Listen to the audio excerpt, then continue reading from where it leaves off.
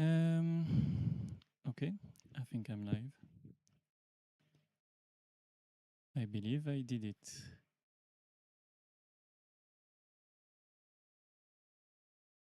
Wait, I'm gonna need a confirmation.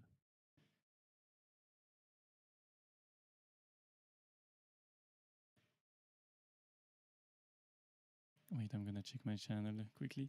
First time I'm streaming on YouTube, so it's gonna be something.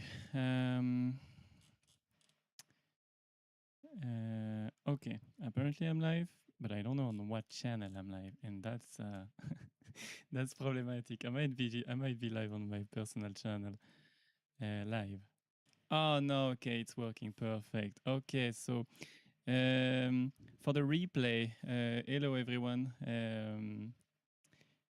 I'm gonna work on VFX Sandbox today, and well, I usually do videos, but I thought that streaming might be easier for me to keep up the pace with what I'm working on and keep you up to date. So yeah, I've decided to like go live and like cross the gap. Um, I'm also gonna reveal what's upcoming in the next few months. So, and I'm also gonna work on all the new updates. So everything will be live. So if you want to like take the time to watch like my process and like learn a bit, trials and error, because sometimes I do try and it fails a lot, but sometimes it works really well. Sometimes I'm just doing like some weird experiments with VFX. So don't copy it and don't put it in like production immediately, because some stuff are just for experimentation. Okay, so new thematic, because for the people who don't know, we are in phase 3 of like the development of the VFX. And first we covered like some arrow effect, like it was mostly to cover like some projectile logic, honestly. Then we had like some wild, like I call it wild nature effect. It's mostly like the thing you see in MMOs, and you have like this bites effect, or like this slash, these plants, the healing, like classic stuff, like those growing vines that you can see, for example, on Zyra, for example, the ultimate. So here it's just world WPO, but I know in the game they use skeletal meshes. If you didn't know, like if you dig in the game files, you can find this. There's also like a cool website where you can see all the animations, and our ultimate is in there. But here it's just like a small trick to use. Um, then we explored some like fire elements, and basically, it's all gonna be like orange and like how projectiles, AOE, how we can build them up only with Niagaras, and how we can like find different ways of like using the same stuff.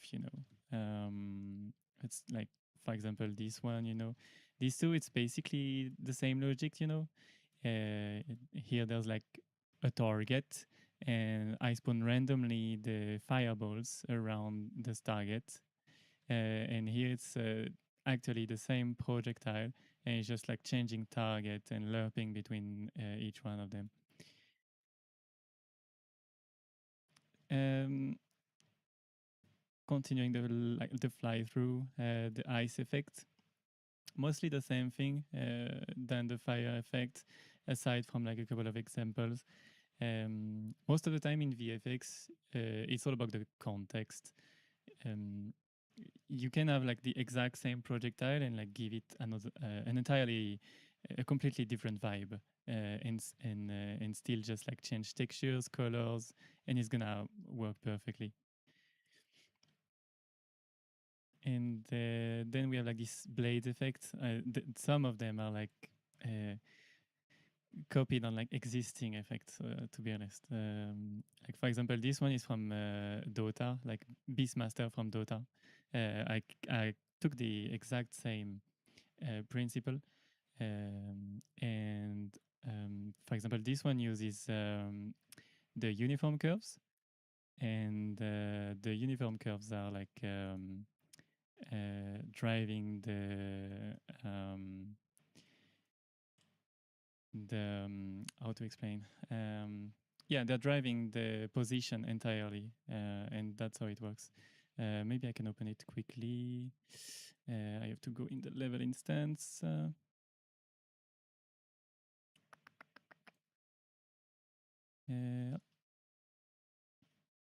Oh, it's opening the symbol. I hate when it does that.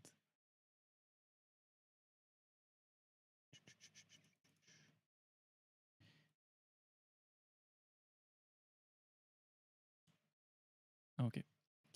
Where was I? Here. Yeah. So let's check this bad boy.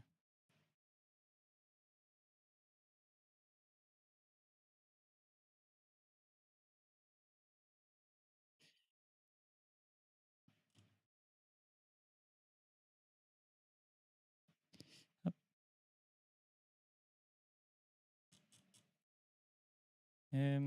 Where was I? Oh yeah, it's here. So basically, the curve here is controlled by this curve. It's driving the position basically on the x-axis and then the y-axis. And so thanks to that, we can just like have these like very simple motions, and I think it's very helpful, especially when you have like yeah, like small projectiles that are very local. But if you really need this type of stuff in your gameplay, I believe you'd prefer blueprints and drive it with like a projectile system, honestly. Yeah, this one is from like Zed from League of Legends, and this one is from Talon. I would bet that this stuff is like in League of Legends is they use pretty much the same system, and they just basically reuse everything every time they do a new skin or like a new character. Oh yeah, I have to think about practicality because recently in the sandbox I've added level instance just for people to be able to hide them, so it's easier for you to just like kill half of the perfs. But it's not exactly what I wanted to feel, because now it just adds up a bit of like UX problems, and yeah, I'm probably gonna update that. Yeah, then we spent like I spent quite a good amount of time on these ones, like timings and like lights effects, and like make them feel like it's useful to you, and like explore different techniques, like this roaming particle, for example. It's entirely Niagara based. You can like plug some blueprint parameters in them, and then you will have like your quest locator and like something that might roam in the environment. It can be like a flock of butterflies. You just have to add like the butterfly effect, and do it in materials, and basically it's the same stuff. I believe you can do it in the ground as well if you add the ray trace. Yeah, probably works. Oh yeah, same than this one. Oh, I need to unpack this 11 instance. Yeah, see, that's what I said about like 11 instances. It's I think it was a pretty bad decision for me to just add them in the sandbox. Yeah. Yeah, reacting a bit lasers. Not the best setup, but might work for like local usage again.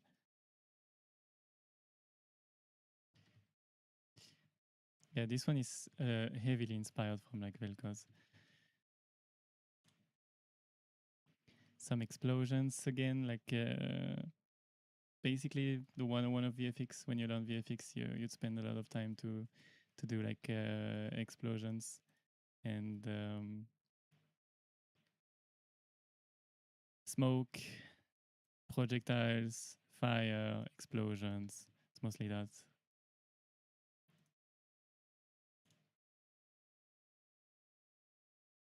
Oh yeah, water. Yeah, this one I spent a lot of time, and especially on this one that I wanted to like reproduce.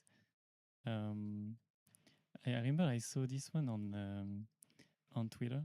I might have broken this one also, but might be because I updated the engine. And sometimes when I update the engine, it breaks the material, and that's very problematic. Especially because now there's 5.8, and there's some stuff I want to do with that, so I was forced to do it. But yeah, again, it's basically the same setup. If we have to compare this one, for example, it's the same setup as the fire element. I just changed the thematic. Oh yeah, I quite like this one, like with the droplets. I don't know if we can really see it because it's not really helping. And I don't know like if right now the encoding is like helping. Oh yeah, yeah, the droplets. Yeah, that's kind of nice. I think I learned this one from Shader Toys, and then I just experimented with it and changed a couple of elements. Okay, let's get out of here on the main scene and let's start working a bit. Okay, so new thematic, cyber futuristic, inspired by project art direction. It's yeah. If you don't know this one, it's the project skin line from League of Legends.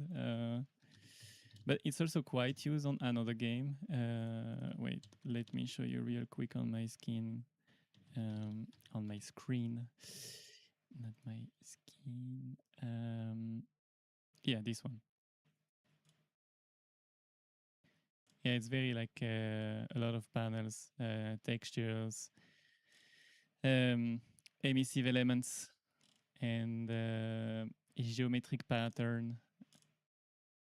It's I think it's very simple in the execution, but it just needs a lot of textures and a lot of work on that, getting like the gradients and the values like to the right level.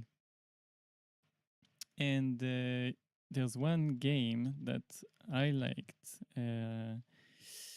BlazBlue, I think it's BlazBlue Entropy Effect. Yeah, the effects are really cool. And there's one mob that I wanted to address because I kind of like the spell and I think it fits the vibe kind of. But you can see like here it's mostly the same as the project style. I don't know what's the source of this style specifically, and yeah, if someone knows, I'd be happy to hear about it because I was looking at it and I am like it neon style, cyberpunk, everything, like I guess it's that, but what's the artistic like the true artistic source of it? I don't know.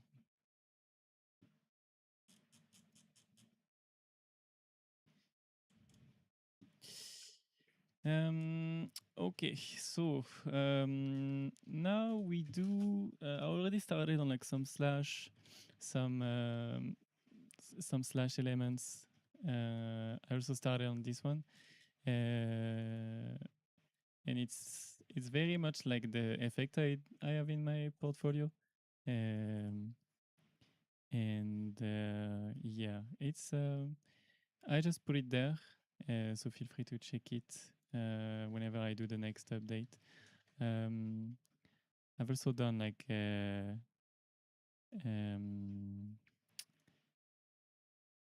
portal effect, like a ground portal with like fake depth and rendering translucency order. It's pretty tricky. I think this one, if you know the tutorial from, I think it's Gabriel Aguirre, who has like this fake depth crack. It's exactly the same this it's the same tech. Those fake cracks that you can see in the environment. It's exactly the same tech that you would use for this portal element. You don't need stencils or anything. You just need like some translucency reordering and like a ground material that can accept that. Wait, yeah, it's this one. This one is set up so you can have this effect on the ground. And yeah, basically, if I move the effect, it's not gonna work. Up, yeah, like it's gonna get clipped. And I find it very interesting that you're able to do that. But yeah, I don't think it's super expensive. I haven't checked the perfs. From the start of the sandbox, I don't think I checked the perfs a single time. So if you see anything that's like completely out of like performance, just let me know. I'll just give it a look. Because I have like prioritize like techniques and contents over performances. Because usually performances, it really depends on like projects and what you're doing. And on one production, you might not need to optimize a lot. On some, you might have to like even like reduce a single or two polygons on a mesh or just to get like pers better. But we're gonna work on this one, and I think I do have a reference on the Google Drive, or maybe we can check it on YouTube. I think I might be able to find it on YouTube. Okay, let's check YouTube. BlazBlue entropy. Yeah. BlazBlue entropy effect gameplay.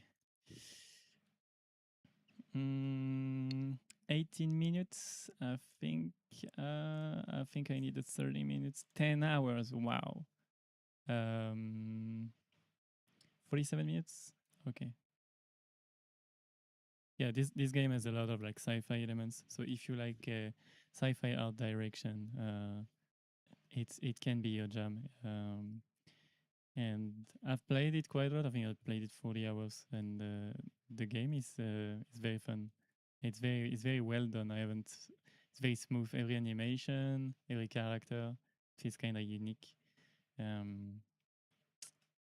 But let's check the exact reference I'm looking for. I think it was this one. No, I think it's in biome 2. There's like multiple biomes, and oh yeah, it's in one of these. Yeah, it's these mobs here. If he doesn't kill them, there might be more after. Oh yeah, here.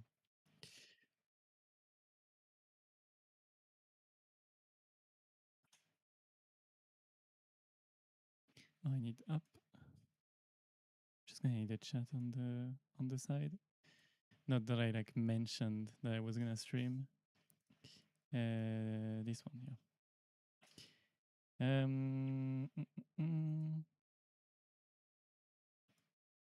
Oh yeah, I'm gonna need full resolution. So like right now the stream might lag a bit, but now that should be good. Okay, I think it's here. Yeah, these ones. And then yeah, these ones. Full screen mode. Yeah, so we can have like the best of the textures. Okay, so what can we see here? We have a main projectile, we have a trail, and we have like something to tell us on what area it's gonna come and hit the ground. So we need to build two elements, but we might just be able to build it in one Niagara. But I don't know if I should build it the clean way. So because I already have an example of like the fire element kind of.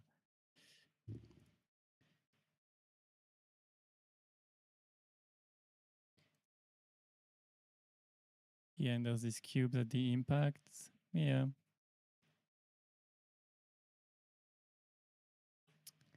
Yeah, let me take a screenshot of that.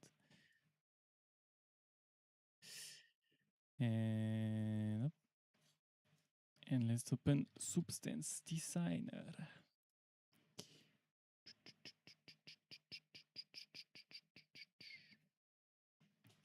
Oh, the YouTube recommendation. I just noticed.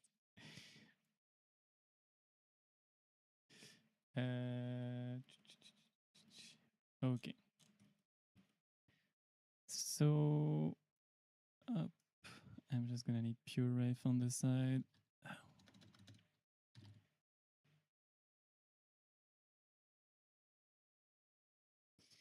Remind me later.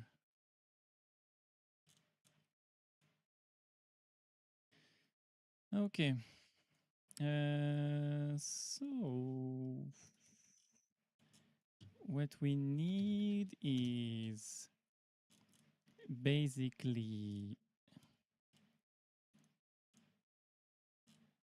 yeah, I think we're gonna need to build like the geometry by just like, you know, having the shape and do subtraction and everything. Let me not hit the border. Let's do some shape manipulation really quickly.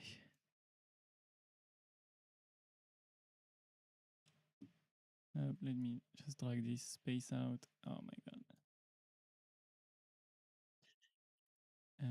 Tac, tac.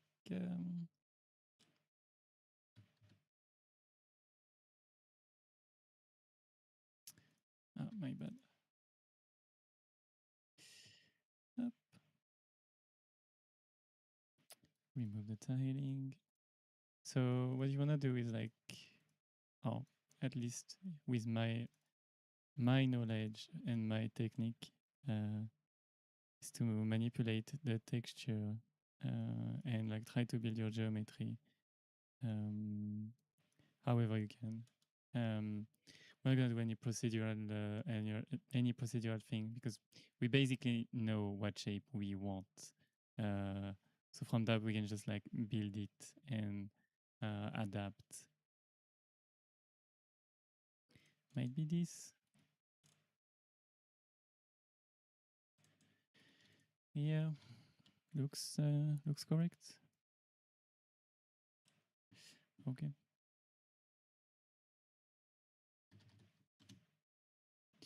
Let's use a bevel.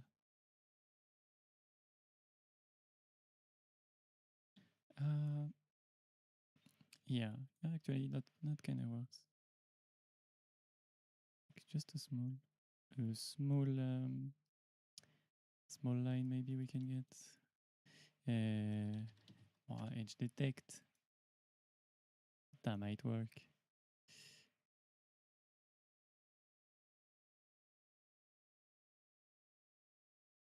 No. Oh, I forgot about it. And up.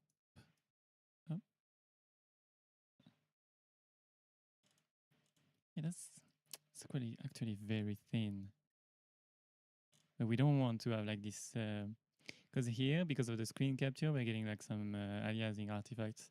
I believe in the videos it was less than that, because we are gonna have like this on our screen, and we have to think about if we squeeze our eyes, do we lose the detail or is it still visible? So you do the squeeze eyes test, you know, and you might get the shape you want. So one thing I like to do is to manipulate the shape to see how it will behave in editor. So what you can do is that, and then you can see a bit already when you're gonna stretch it on a mesh, what it's gonna look like. That's yeah, we're already very close. How we can? No, that's not what I wanted to do. This one, yeah. Yeah. Yeah, one thing I don't like is like the extension of this, but it's probably because we stretched it. I can fix that later, I think, because basically what I can do to avoid that is to completely like trim it, either trim it here or here. But yeah, that might be overkill, honestly. But yeah, let's do it. Let's do it because today it's actually going down. It was 29 in Sweden. It was the hottest day of like this month. And honestly, it was pretty bad. I can't think about like the French people who were like 42, 40, 43 degrees almost. That's crazy.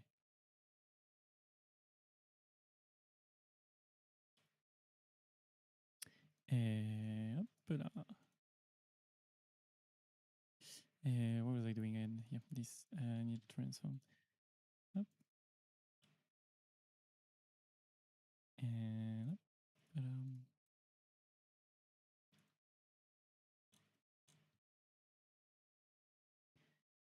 Yeah, now that's working. Okay. Okay, so I'm just gonna check how it does here now. I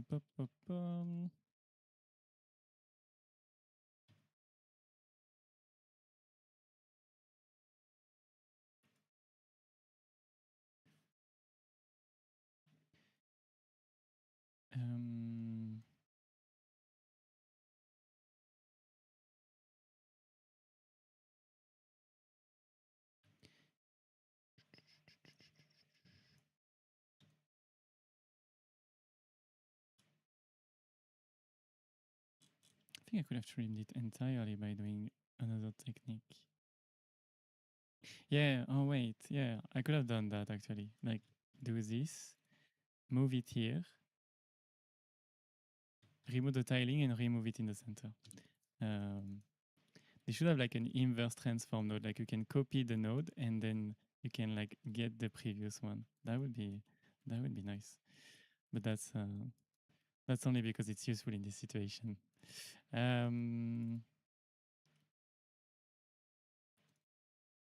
Yeah, so here is that, here is here. And we were here. Wait, this one here. We were here, and now when we're gonna look in the engine, it's gonna be as thin as the first one. Okay, problem fixed. Okay, let's comment it real quick. Trail A. Okay, next up, we have these patterns that are those how do you call these shapes? These shapes in English, you know. I don't know. We call it parallelepiped. No, wait, is it a parallelepiped? I don't remember. It's trapeze, right? Oh, it's a trapeze. Trapezoid. Okay, yeah, we can use trapezoid transform with that probably. Let's check. Trapezoid. Can we do it in? Usually, I just subtract with like the different square patterns, but I don't know. I kind of don't like this method. I'm just gonna like dig it up for like 5 or 10 minutes just to check. Probably if we put it in the corner like that, and then we do this. No.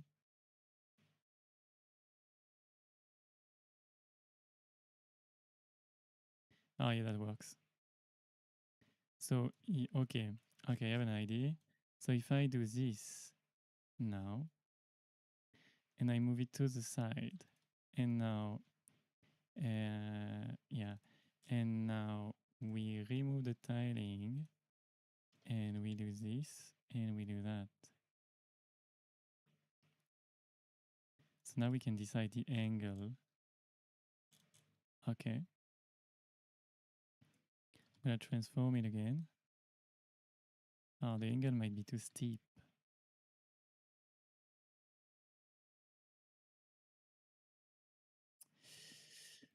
I think I'm just gonna butcher my way through like that.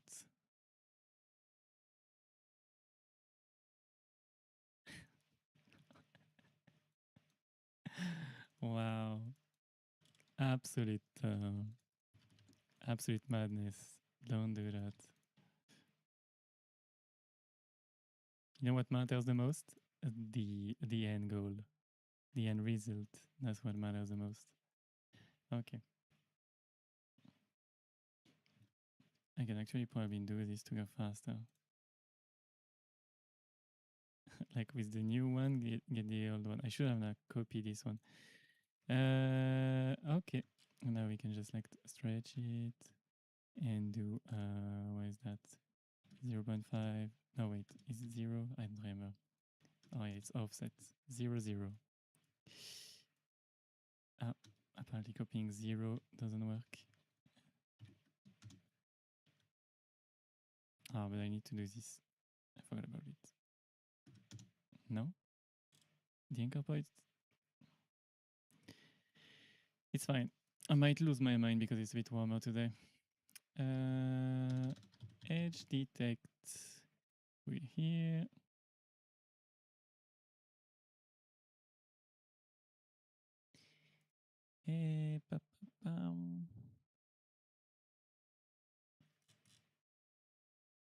Invert.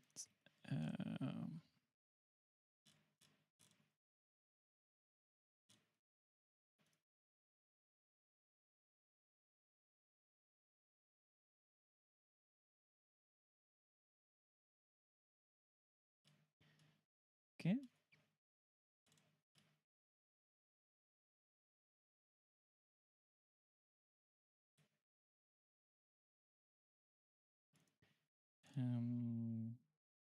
We have, I think we have a first one. If we do this, okay. Now this one might do the same with this one now.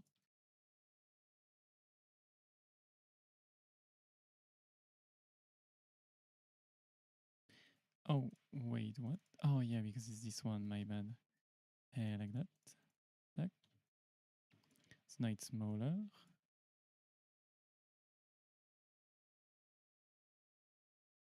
It's smaller both sides?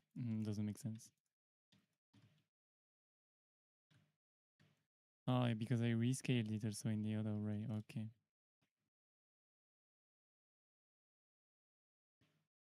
But if I scale it the other way. Oh, so that's why.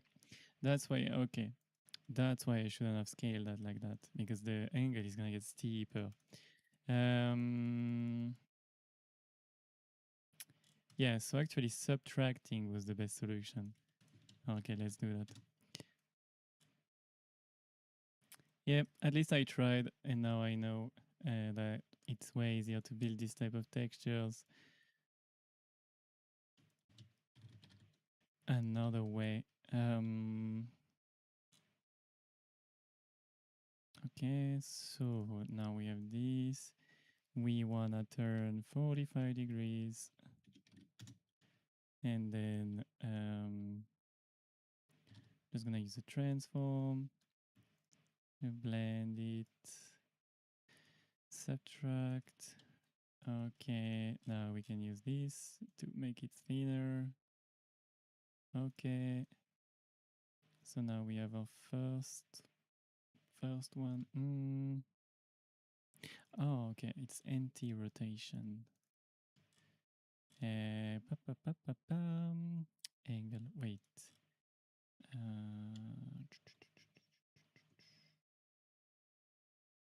Wait. Oh yeah, okay. Okay, that works. Okay. It might not be 45 degrees. What? I could rotate the entire picture, but instead I'm just like moving my head around. Classic. Okay, let's compare quickly. Yeah. Oh, that's definitely 45 degrees.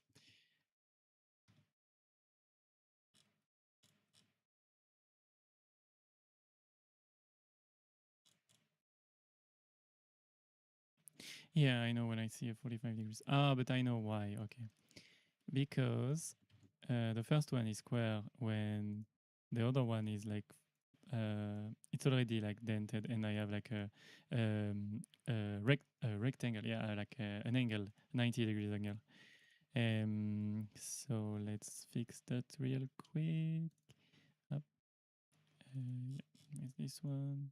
Tack, tack, and let's fix that.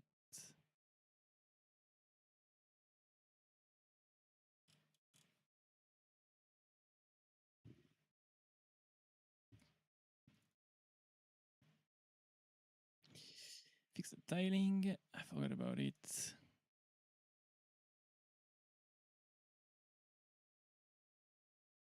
Okay, now we have this. Now we can move this one approximately for the size. Yep. Now we can do, I believe I need to do another transform like that. Oh, I can feel it's getting cooler already. It's 26.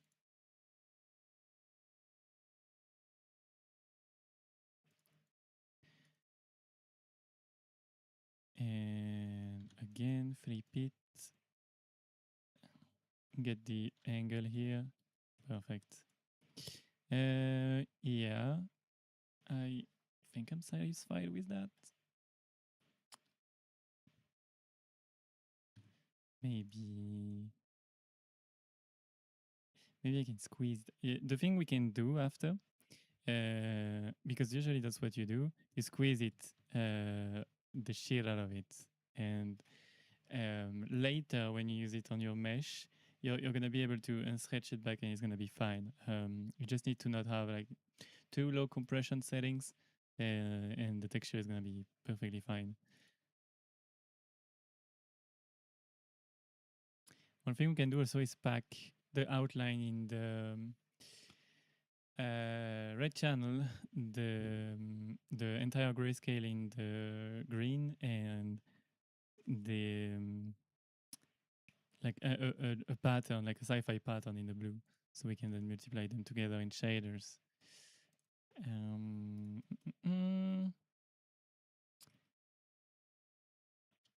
then it's just this one, which is just this one, the first one, but smaller. Or like this one, but smaller.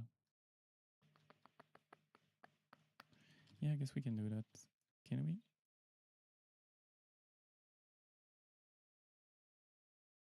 I am. I'm trying to use the technique I told you. Up. Ta-da.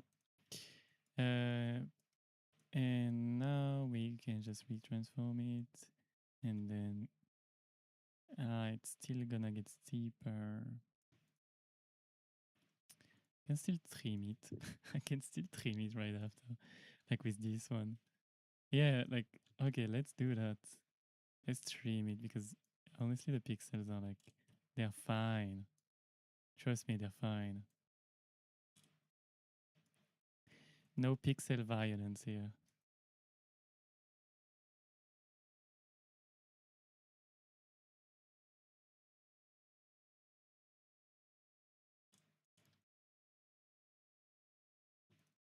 Okay, and now this one we copy. We reblend. Subtract. Let's go. Okay.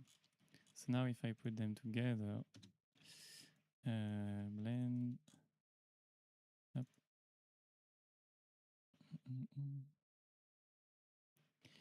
It should be completely the same. Yep, it's working. I'm just gonna move it a bit further back.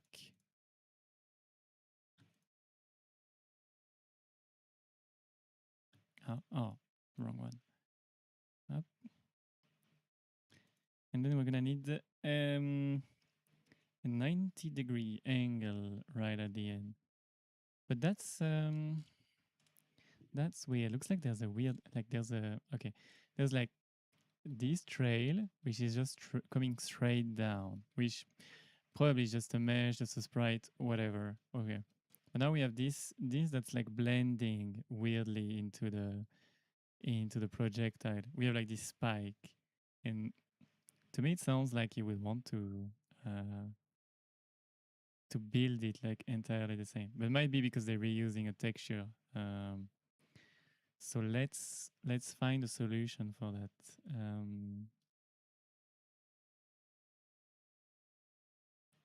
Yeah, I mean, I think I do have an idea.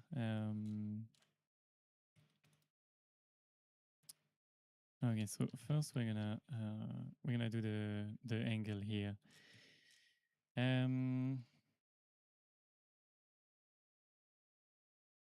How are we gonna do that? Because we basically have it here. So we are just gonna extract it like that. Gotta have that cropping technique. Oh, it's the forbidden one. Up. The cropping technique she told you to not worry about, basically. Okay. That works, ladies and gentlemen.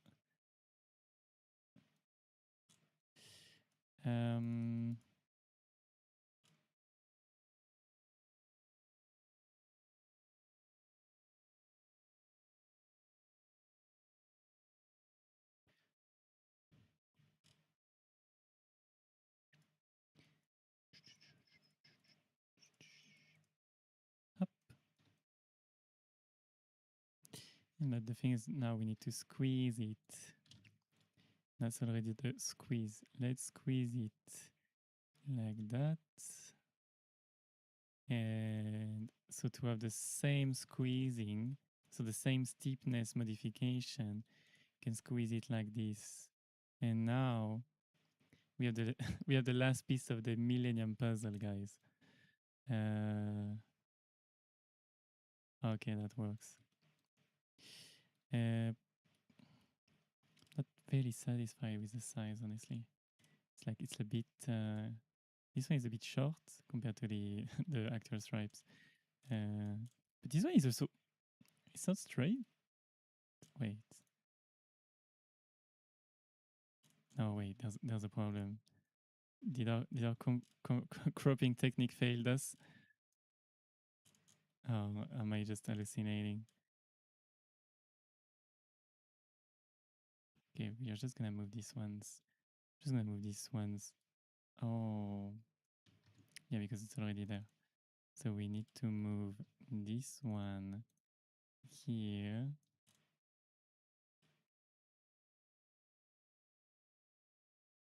I'm probably gonna change this one and make it longer and just add it after.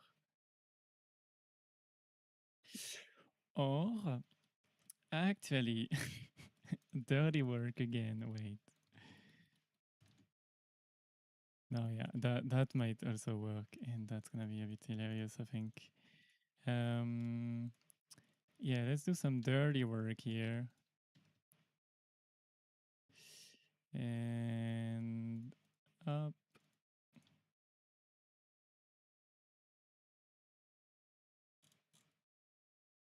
You can use the arrows to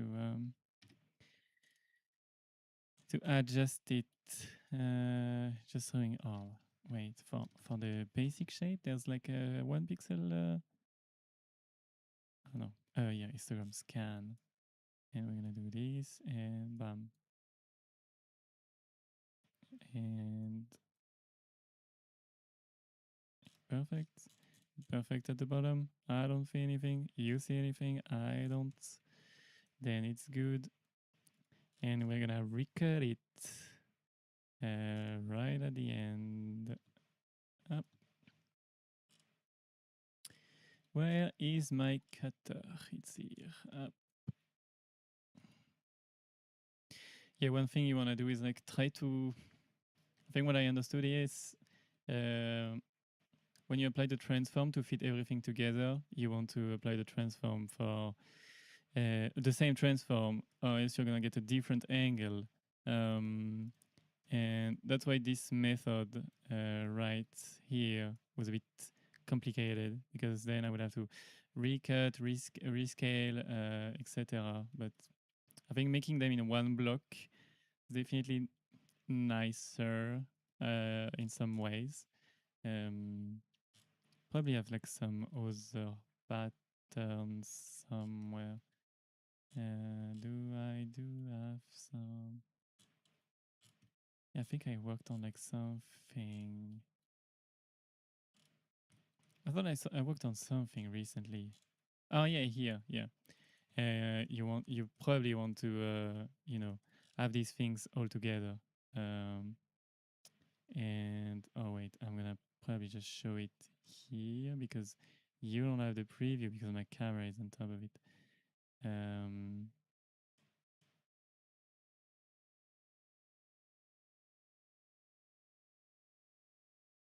Yeah, so you might want this pattern right in one single element because let's wait. Can I?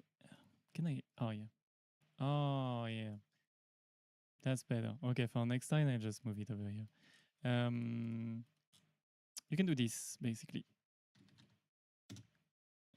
and now you have your pattern aligned on the left side, and I think it's also a fast way to make your patterns, especially when they need to be round or when they need to be like angled. Just work on the stripe and like enroll them in polar to Cartesian or Cartesian to polar. Sorry, and then it's way easier for you to just like check and adjust your sci-fi patterns. Oh, it doesn't rescale. Adobe engineers did a really good job to do the stuff. Oh, but now it did rescale. Ah, because it was too zoomed in. Oh, okay, I get it.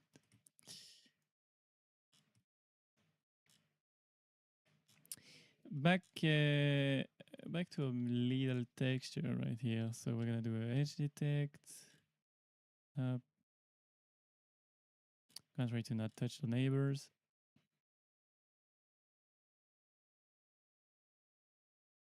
We're getting some artifacts. Ooh, that's a bit nasty. I think it comes from the angle and maybe going from a like 2 transform, but that's fine. I think it's not that visible, or is it? We'll see later in the engine.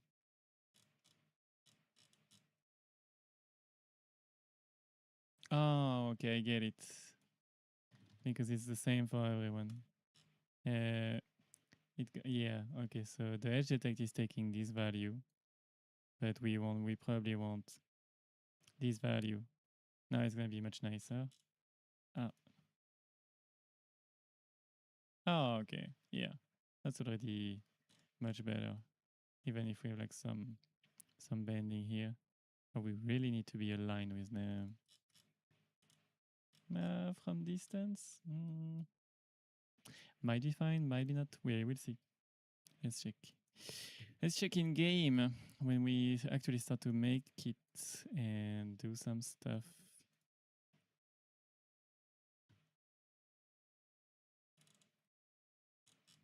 Okay, and then we got this one. And what I like to do is to have a little blur on these ones. Yep, and then let's use a curve to raise these values up a bit. And let's use this as the alpha. Wait, what's the mode I like? This one? Wait, where is it? This one? Actually, I can just do that. Up. Yeah, that's better. They don't really have this blur though. Well, I might just reduce the values and just have it still. Up.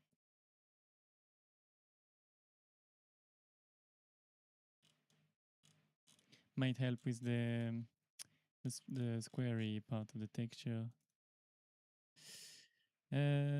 Okay, so now let's build the arrow. Wait, let me rescale that quickly. And I'm gonna need to, before rescaling, fit this texture entirely in a square space.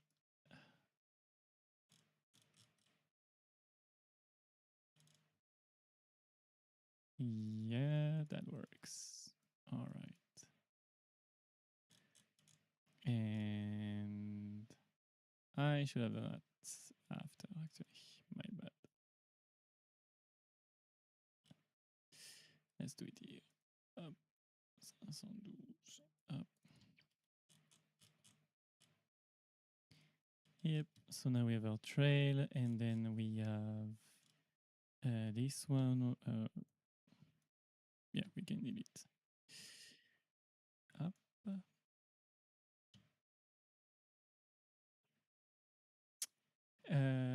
Wait.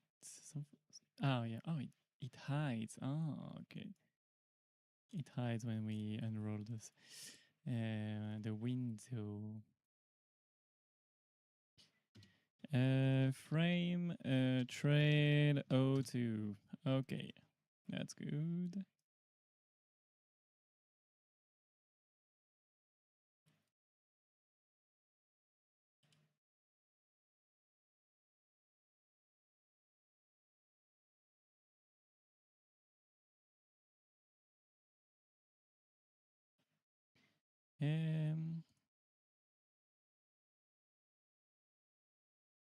How am I gonna do the arrow?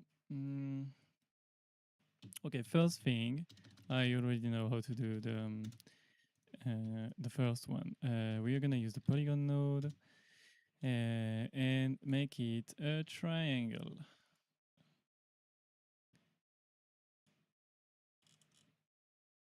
I really need to stick that reference in the corner, not touch it. Okay, I am clicking everywhere and touching a lot of stuff. And for your sake, I should reduce that.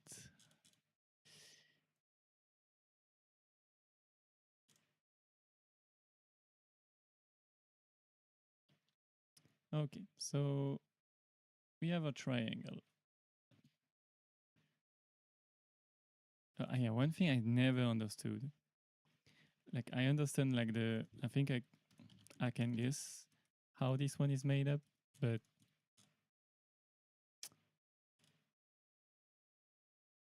why is it not centered by default?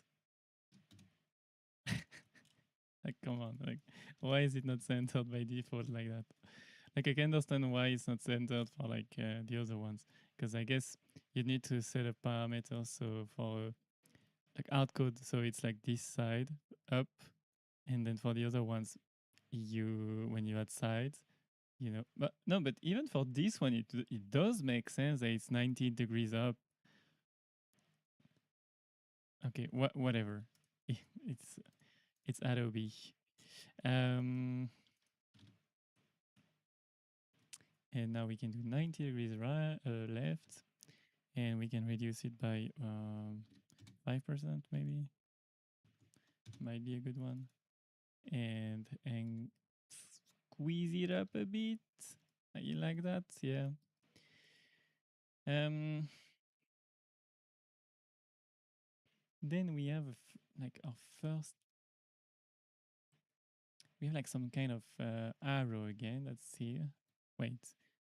Now that we took a screenshot, I kind of need the other example back. Wait, let me bring it up. Okay. Can we zoom on the YouTube video? We can on Discord nowadays. We can zoom on the streams. Why can't we zoom on? No, I'm pretty sure there's no zoom option. 2026. It's a 4K video. No, it's a 1080p.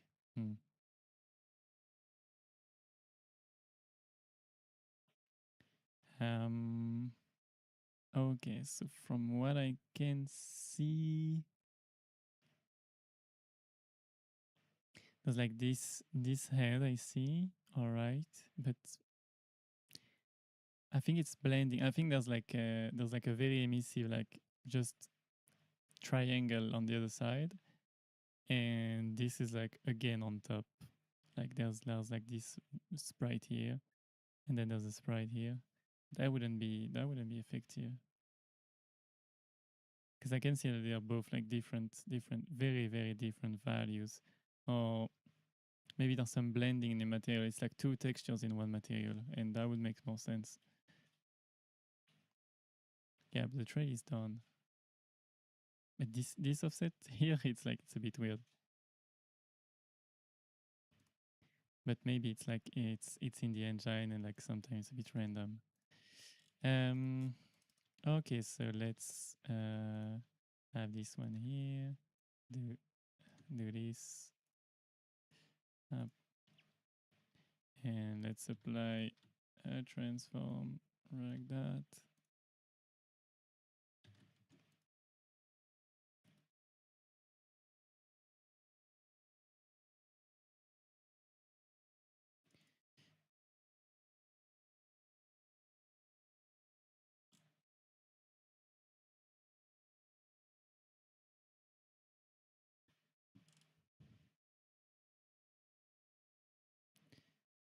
And I guess we have our first shape.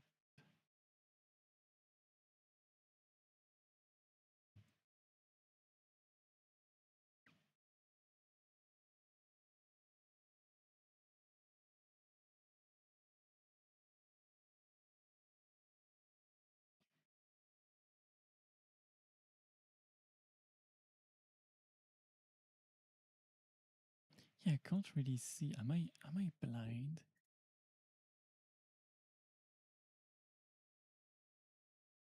Yeah, there's like a small indent here, like that.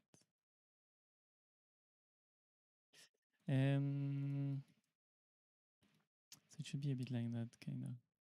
Like the indent is here, and then it goes like that. But then I should crop the top, kind of. There's like a diamond. But then, no, but it shouldn't be a triangle here. It should be a diamond. And then the problem is solved. Tac.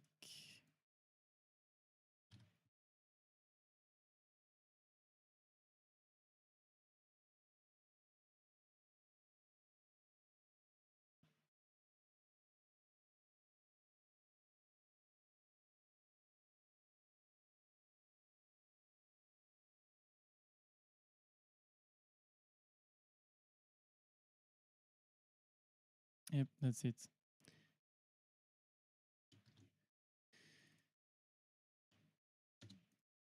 And now we have it.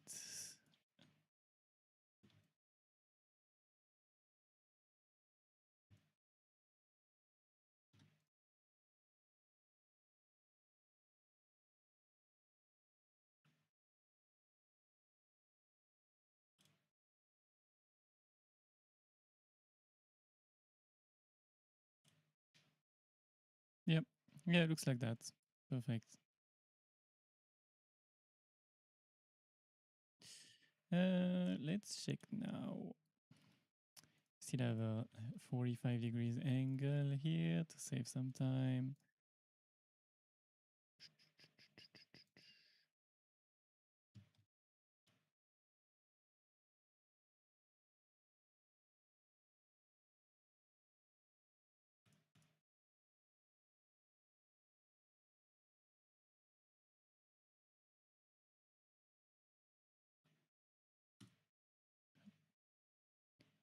And we're gonna need this one here. Transform, blend again, subtract, transform. Oh, we're gonna be a bit short actually.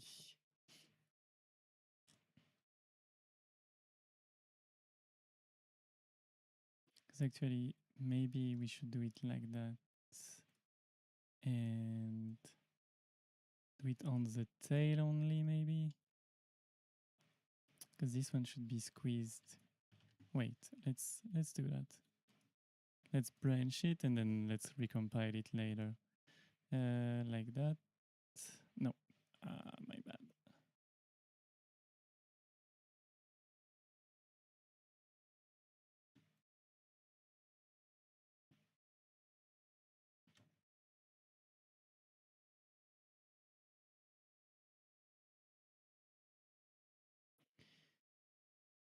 Yeah, yeah, it's gonna be way easier to work from there. Up and another one.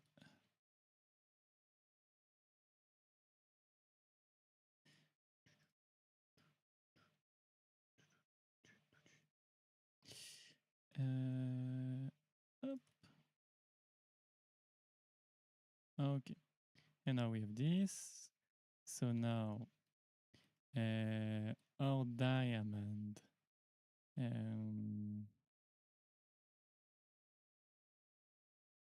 Maybe you can just take the shape and trim it directly there. That's that would be a very Frankenstein graph right now, but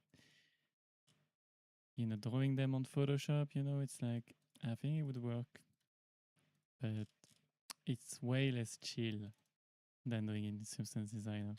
I don't know, there's something very chill about Substance Designer. When you use it, it's like it's not it's not as stressful, as like Photoshop. You're like, oh, my line is not straight, or like, oh no, I deleted the layer. Oh no, I have a corrupted file. I don't know if it happened to any one of you, but that's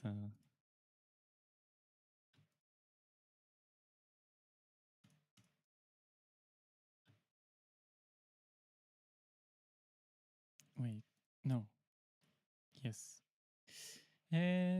And then this and that and this and that.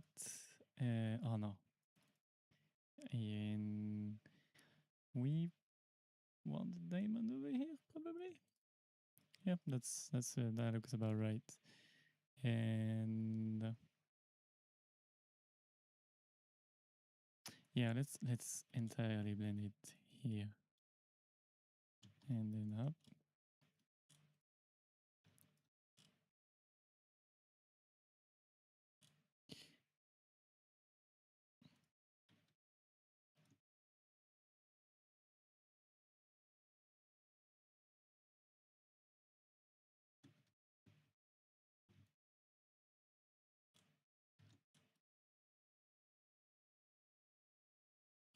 Ah. Sometimes what I wish we could do is like stretch the viewport like this render, so we can like get it back here, and then it re-stretch to a power of 2 texture. But that's never going to happen. I don't know if, but I don't know. I think it crops it, right? No, it doesn't. Oh no, it does. Okay. Oh, so I was dreaming. Okay, we're gonna adjust again, I guess. Yep. Oh, it doesn't change, right? Okay. Like that, maybe. But we that no. I'm just gonna restretch it here, and then we're gonna apply it to the same up to the same thing here. Up, up, up. Oh, so I need to do this, this, and this.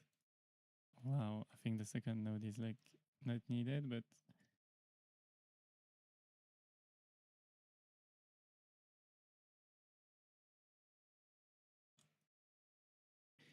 hey, we did it! Finally, we built our arrow. Yay!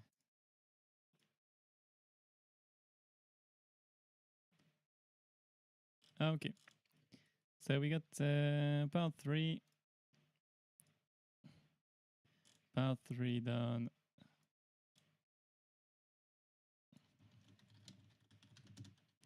Let's save. And now we need to build this mysterious texture, which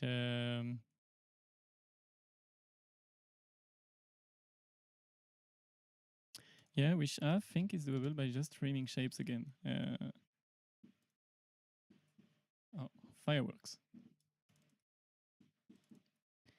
Okay, let's use that. Transform. Up.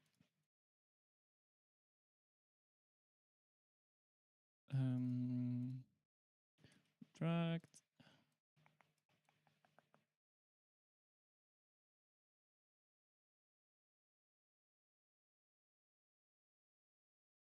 Okay, I'm just gonna do one side and then mirror it. That's gonna be way more efficient. That's approximately the good side. Ah, there's a bit of bending here. I'm gonna add it later. Then we have this shape again. Blend, transform.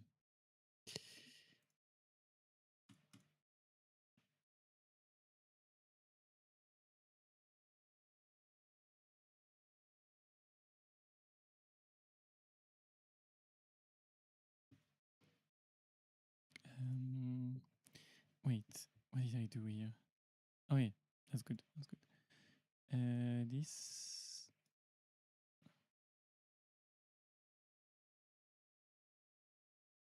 It's like that, really? All right, let's check. Let's check. Let's see how it's feeling.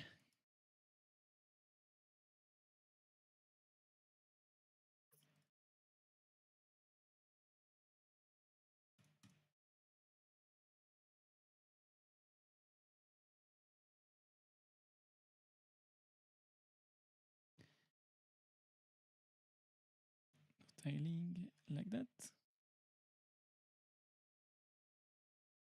That seems correct.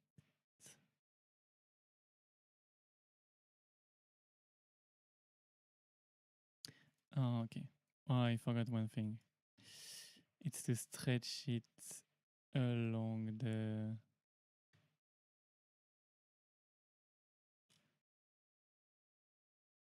Oh, there's no.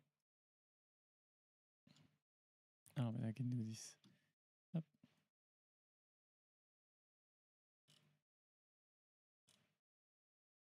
That's looking better now. But now, yeah, now we have completely messed up the. Let's check. Now it should be like that. Oh, my bad. It's actually this one that I need to change.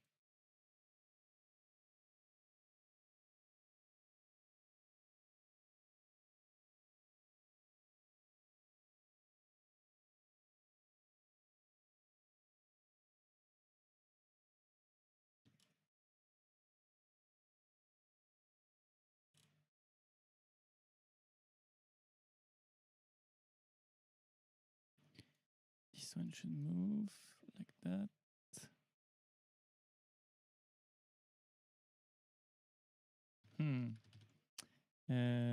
Wait.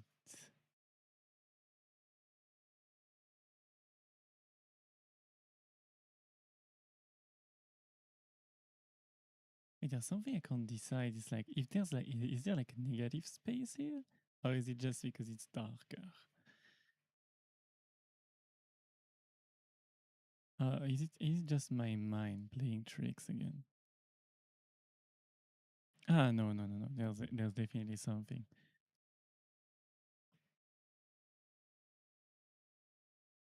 Okay. Yeah.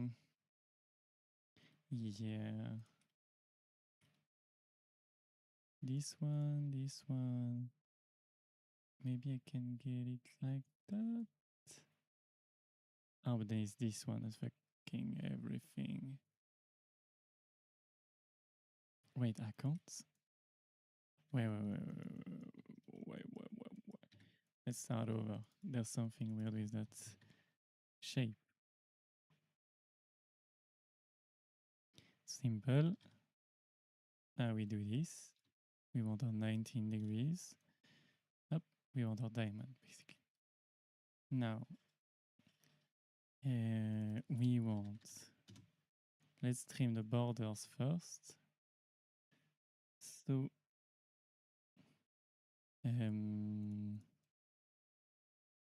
like that, subtract.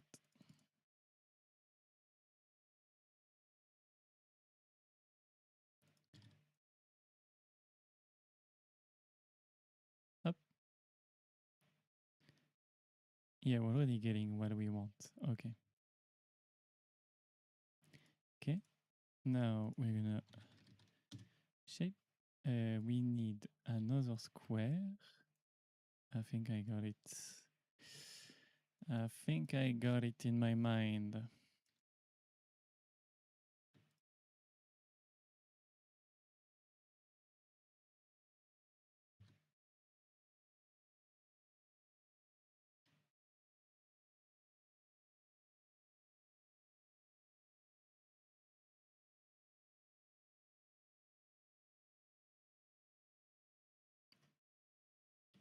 Oh yeah, wait. Maybe you can be a bit funky because I have an idea.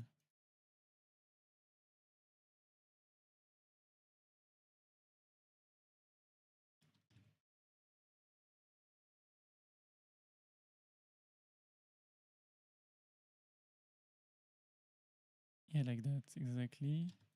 And now buff. I want to squeeze it.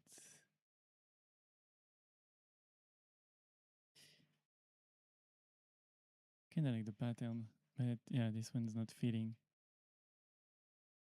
It's actually just this.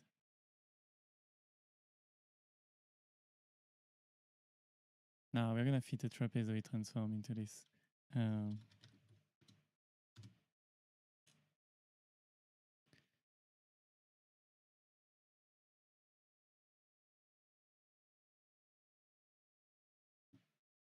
Yeah, much better.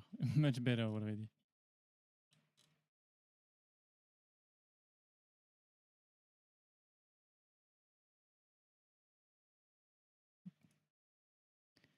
Okay, so now we're gonna need to angle it slightly.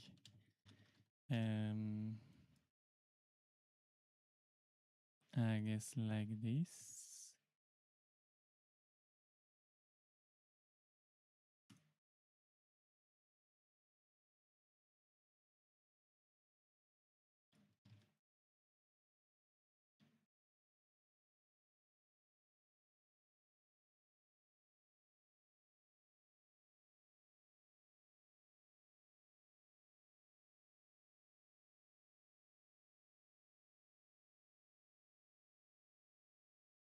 And I'm gonna mirror.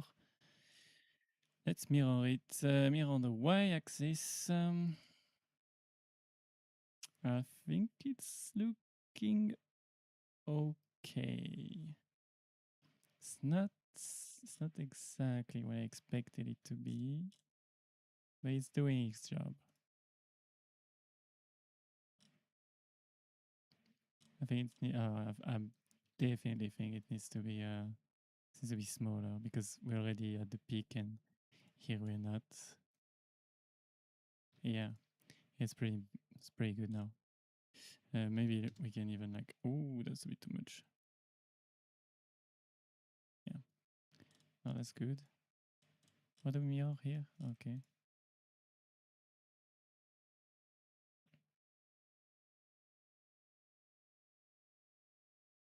It needs to be a bit smaller actually on the shape. How can we do that? I think it's here. It's probably here. Just needs to be here, right? And now we can do this. Yeah. Already much better.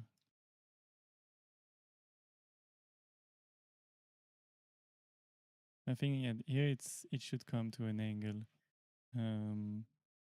But I think it's gonna work fine, honestly. I think we can just do the same thing. It's not super noticeable, to be honest.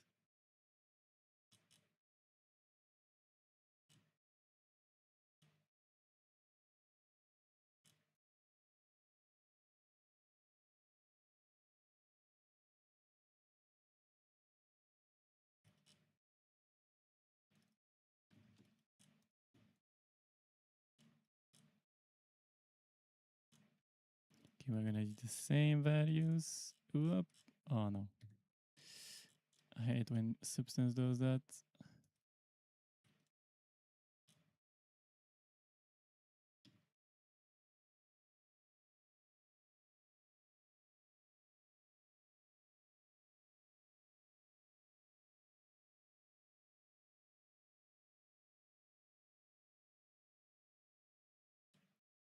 Wait, I just plugged them, no?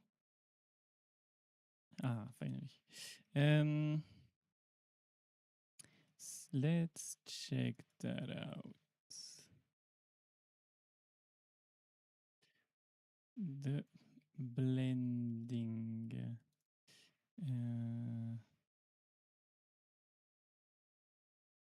Up here, blend, multiply. Ooh, well, that's bright. That's kind of nice, actually. Multiply. Up.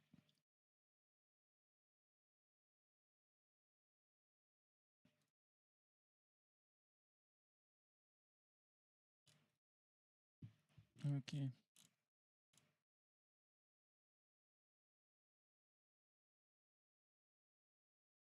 It actually looks like it's like 2 arrows, honestly. But I think ours is gonna cover most of it already. Now we did the back trail, which is the same arrow. Oh, it's just an arrow. Okay, let's do that then. I think we pretty much had it at this step. So it's the same one as this one, but with the arrow instead of the head.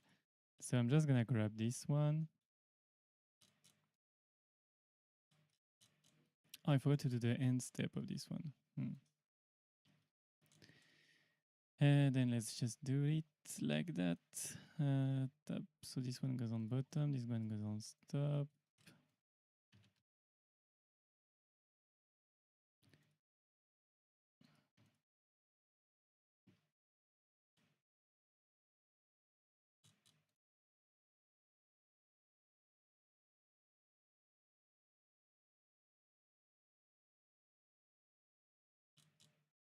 Ooh, okay. We are bursting a bit too much. Okay, okay. The blur is way too much, I think. Actually, the edges were fine. Here. Yeah, I guess it's fine. This is much better. Okay.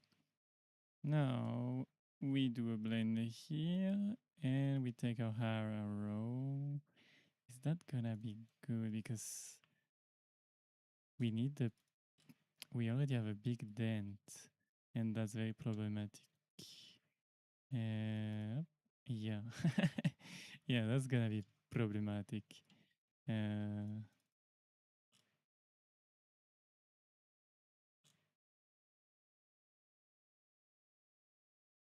Let's check like that.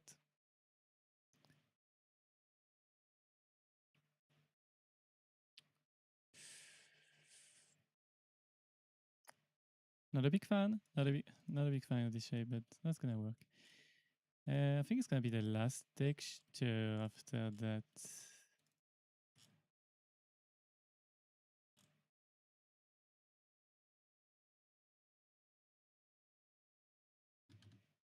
And we're gonna be able to build the whole effect. We're gonna have the ground area to do as well, but that should be fine.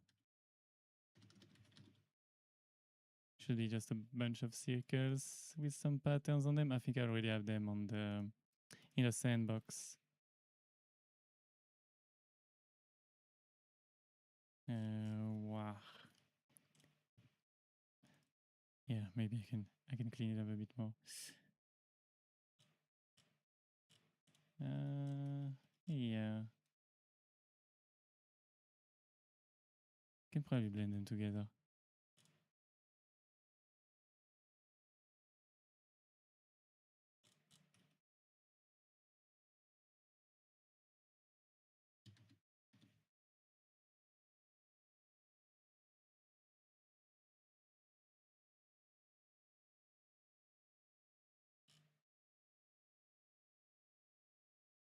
Okay, so let's export all of them.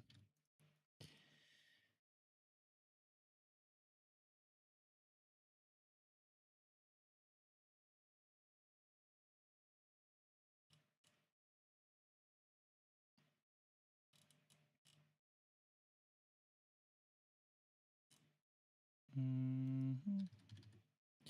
Should probably do this, and this, and this. Hop.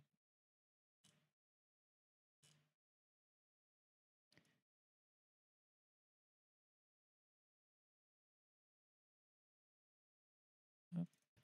Let's invert that out. Up. Just in case. Just in case I need this outline, because here it's not very visible, but I'm pretty sure it's there still. I think it's just the intensity of the red and the color curve that makes it less, so it's barely visible in the reference.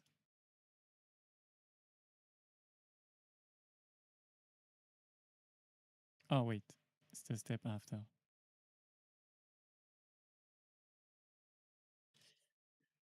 Up. Ooh, that's very thick.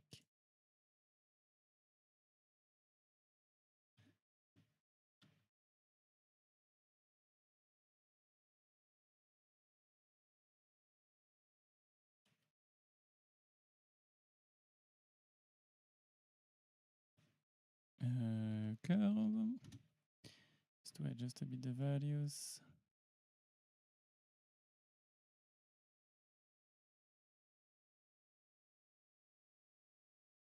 Yes, this is gonna be our contrast layer. I don't think we need so much brightness, but we get these shadows. Oh, we get the shadows from the glow.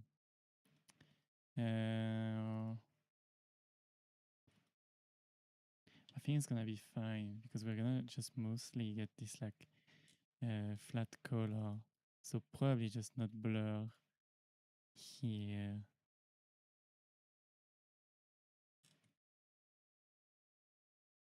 Yeah, but then the bevel, yeah. No, let's not move. Let's not have the bevel, and just have a tiny blue, a tiny blur. Yep. Okay. Let's send them out all to Blender, to Unreal. I think I need this one too, and this one. I think I should stack this one in, but it doesn't look like it's the same resolution on the screen. Wait, let's check the reference again. Yeah, it's not the same. Oh yeah, and there's even like some patterns that I missed. It's so squeezed that I couldn't see it, and I think, yeah, I think just having a solid color is much better. Yeah. Yeah, let's try it out. Okay, so let's respec that. Aggressively rescaling textures.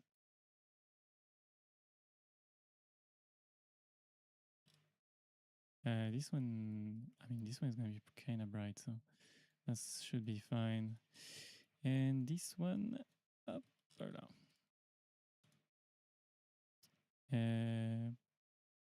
Oh yeah, it's here. And let's check where I can save. Here. Ah, VFX Sandbox. I was looking at it. Textures, save. Which one is that? Trail, Cyber Trail 01. Oh, but this one. Oh no, I should have exported this one. Should have exported this one. Okay, let's fix that. Cyber Trail 01. Okay. Cyber Trail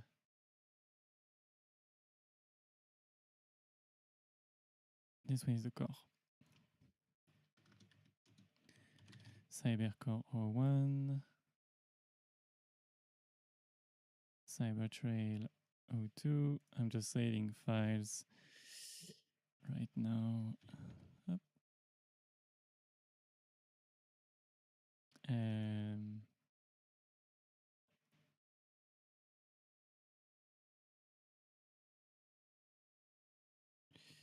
And now the head.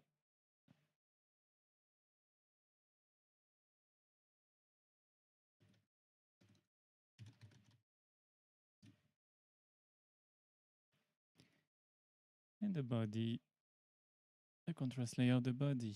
And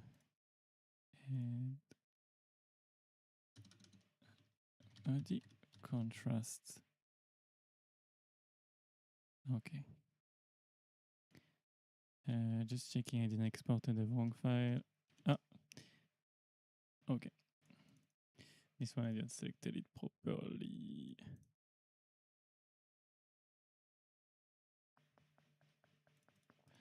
This one, Cybertrail 02, I think it's this one.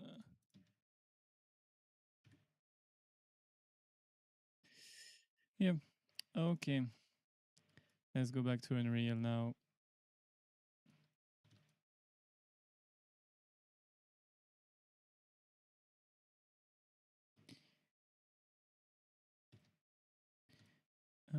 Let me check this one.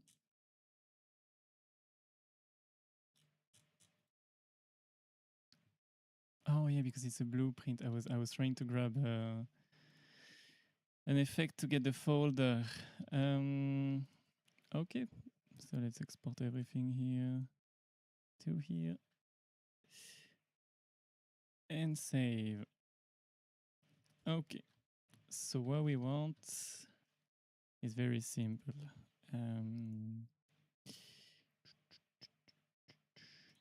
Sprite burst, NS cyber projectile rain 01. Let's go like that. Let's move this one up. And let's try to work like that. Unreal is super bad for streaming, I think. Like if I wanted to grab a window, it would grab like the viewport or like the content browser. Like it takes like the window you are in, and it's very unpractical.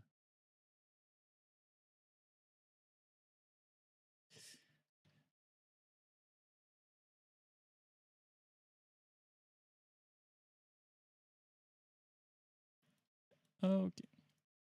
Stream this one. Any trail 01.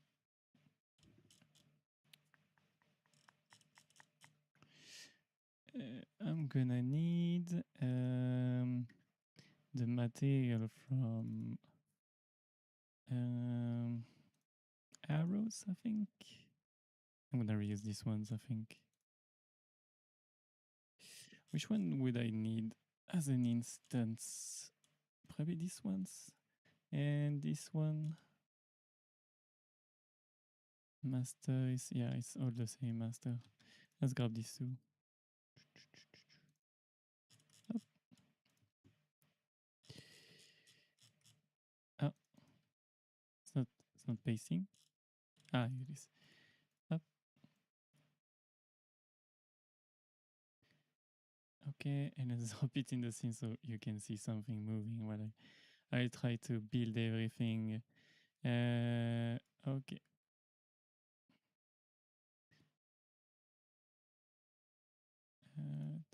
Okay, so now we have our textures. Should be this one. Let's put it on infinite. And oh yeah, oh that's already working. Lovely. I like when things goes according to plan.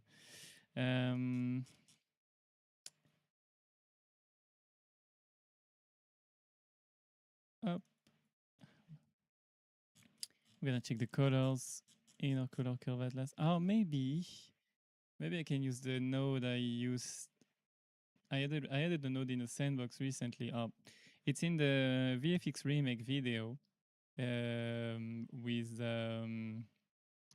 Holo Point, where I have this node that basically just U shift. I think it's a basic node from Unreal, but I just changed it a bit. It just takes like it's just like an HSL in Substance Designer. So you can change the U, the saturation, and the values. So you don't have to build like 10,000 color curves. But what I can see is that most of my VFX don't are like orange, green, blue, and I still didn't have any red ones. So I'm just gonna add one because there should be like simple gradients of each colors. And as long as I don't hit 256, oh wait, it's 256, then it's fine. Above that, I'm gonna need to to create another color curve atlas, but until that, I am safe. Okay. Maybe should we have emissive values?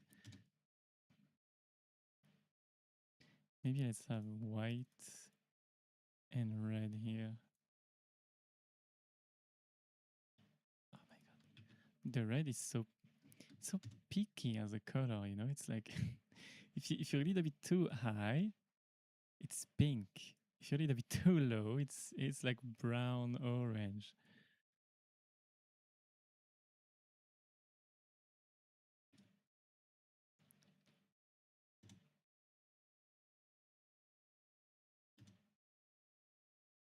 Can I do this? Okay, let's try it out. Okay, not bad, not bad. Probably do that. No, wait. Oh, I'm gonna close this one up so I don't get confused.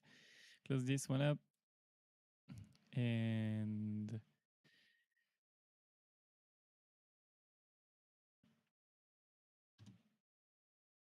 oh, that's bright.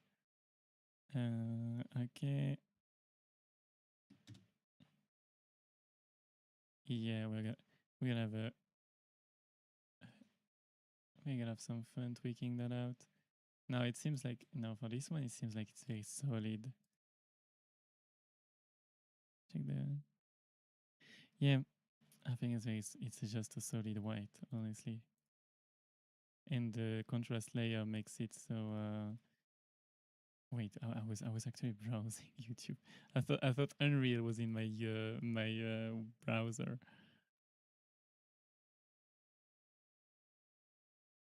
Yeah, and this one should be 1. Maybe we can get some reddish tint, but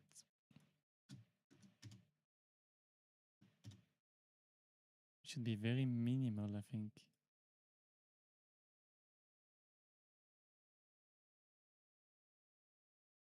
Should be way more white. Yeah. Yeah, this works for me. We should stop scaling the color for the moment, just to nail our colors now. Up, up.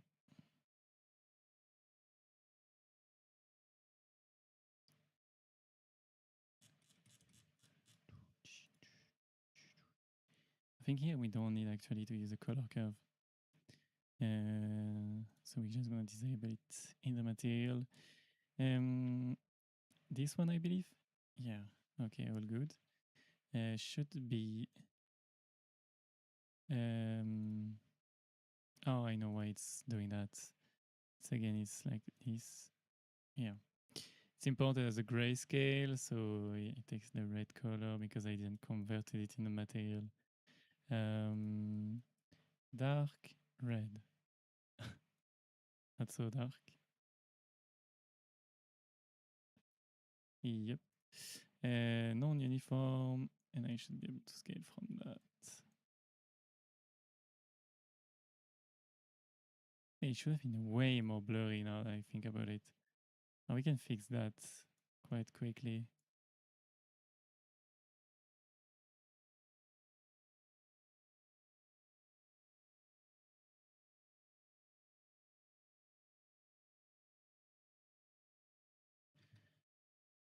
Just checking quickly how it reacts. Okay.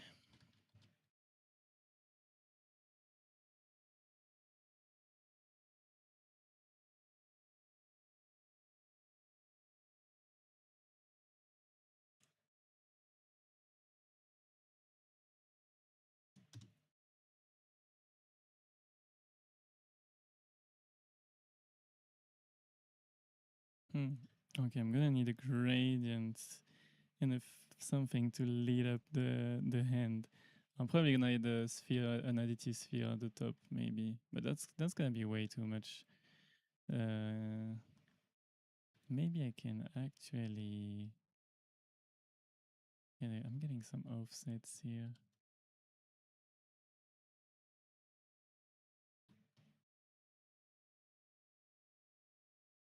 Okay, let's check how we can do that. Like that.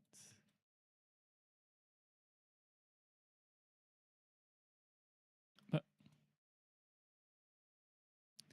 didn't I set it to local space?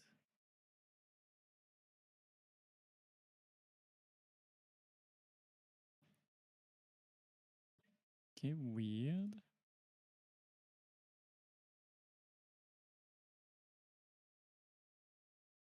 Ah, because it's one. Wait, am I crazy? Is it?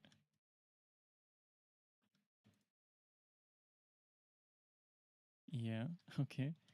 No, don't tell me I broke something somewhere. Oh no. Um. Ah, it's because of the. Wait.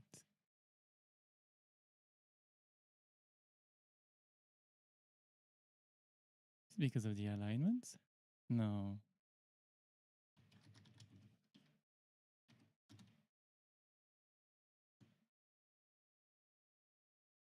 Oh, no, it's still not rotating. Is it because it didn't compile correctly? I need to force compile. Where's the force compile button again? Um.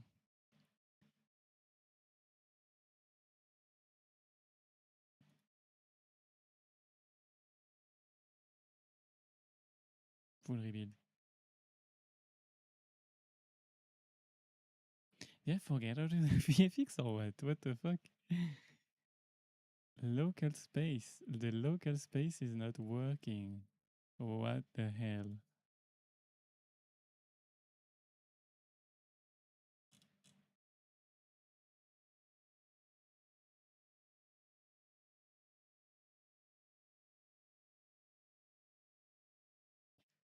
Yeah, it's working on one axis. Oh, wait, what? What? What is happening right now? Okay, I know why. Custom alignment. Um, Custom facing vector.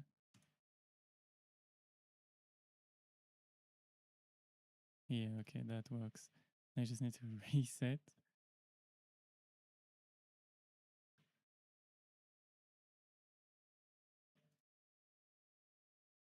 Just gonna make it face sprite facing. But orientation should be alignment like that. And okay, facing the top. All right, it's underneath. It should be somewhere. Oh no, wait! I actually made them parallel. Okay, now it's good.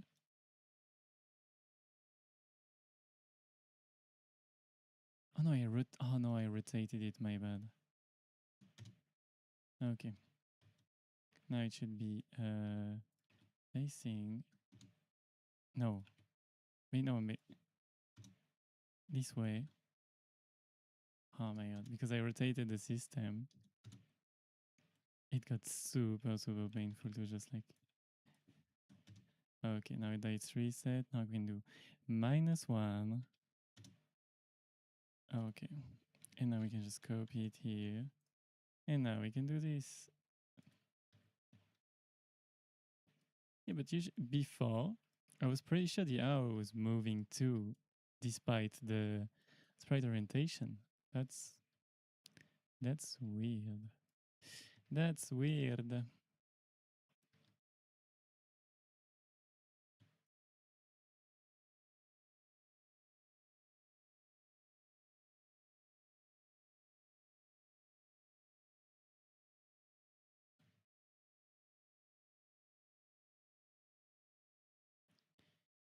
Okay, let's check now.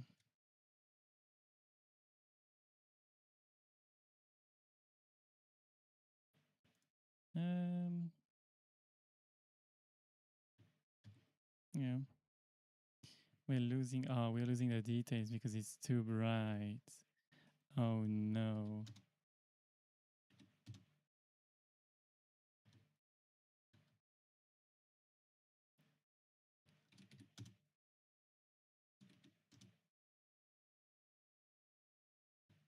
Okay.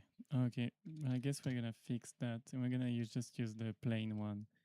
It makes more sense. I have some fixes on the arrows to do as well. That I can cover that later. Because I can just make the effect work and then we can like fix anything that's like weird. Weird behaving later off stream. Okay. And that's working.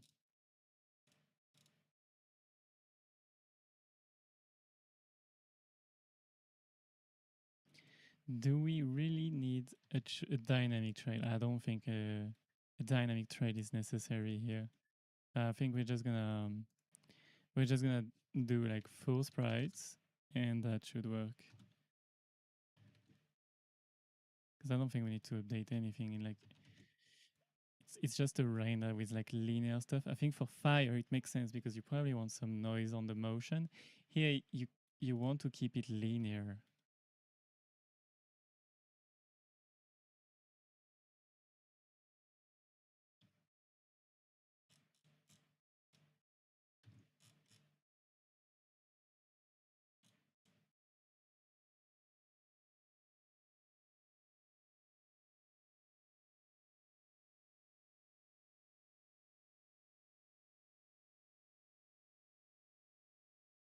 Ooh, okay. We got an issue with the values here. Okay.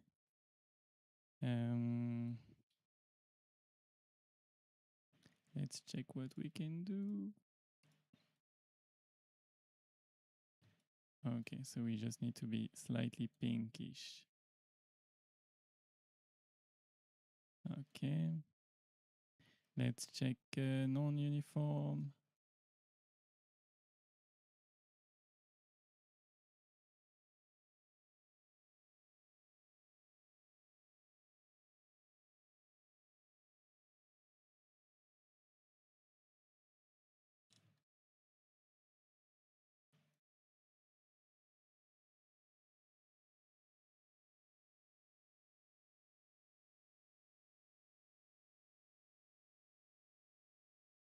Yeah, that's where the actual pattern. I'm gonna have to probably redo the texture later, but that should be fine. I'm gonna probably redo it off stream. Just making this texture the nice way. Okay. From here should work. It's not the same color, by the way. It's probably a bit more red. Yeah, like that. And now I desat. And it's the other one that should be flat.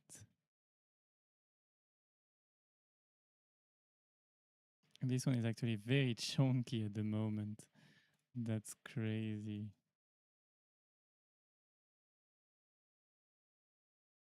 But that's my version of it.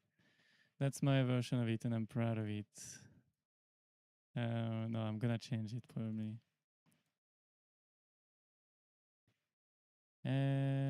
Okay.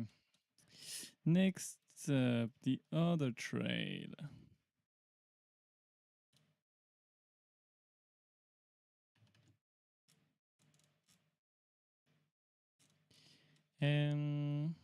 Maybe this? That should work perfectly.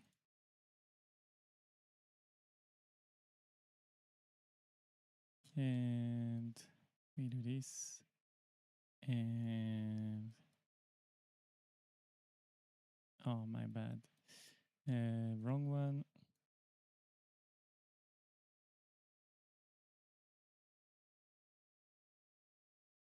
So where is it blending? It's blending from here. Yeah. Looks like it's way more opaque though.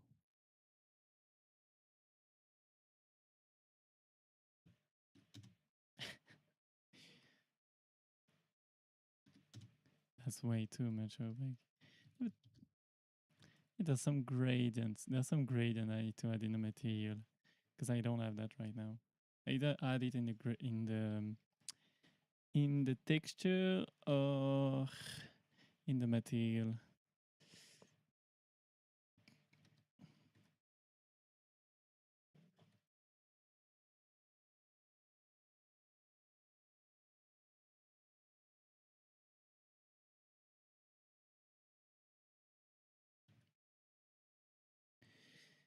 Yeah, let's leave the opacity where it was and check now this one.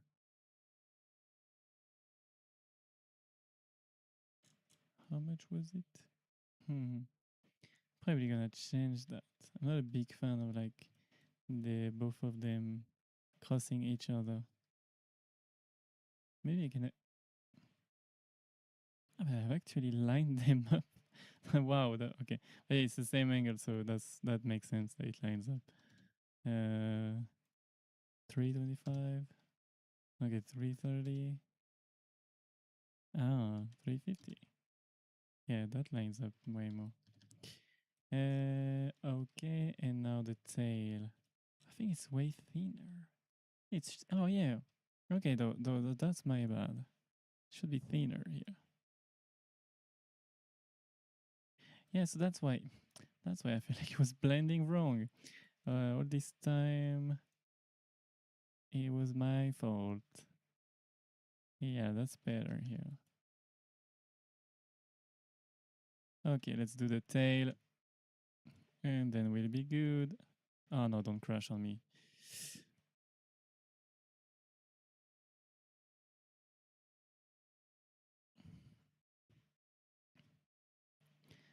Okay, usually it's the autosave, but because okay, that's good. Because sometimes when you copy, I remember when you copy pasted in I think it was in 426, 425. If you copy pasted with some other modules inside than the native ones, you had a lot of crashes. And I remember working in my first studios and asking if they could fix that. And one of the one of the devs pushed a change in the engine. And he said, "Now it shouldn't crash anymore," and it never crashed anymore. That was real good.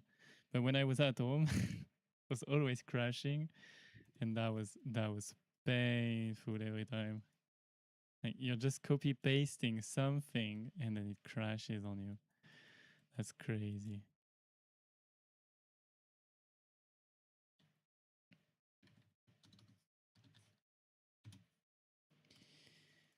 Up.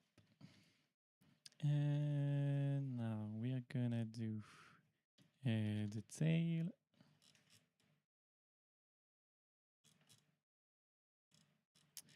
Did I? Oh yeah, I imported the texture.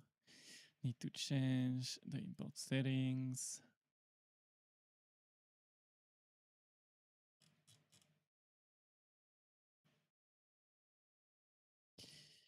I need to rotate this bad boy up. Direct angle, 90 degrees. Oh, minus 90. Ooh, okay, no, wait. My brain is brain fart right now. My brain is not working. 180. Wait, what?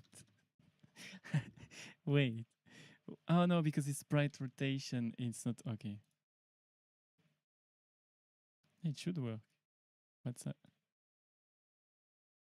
Is it because of the perspective? Oh, okay, my bad, my bad, my bad. So it was actually rotating, but but it was just the perspective was like breaking my mind.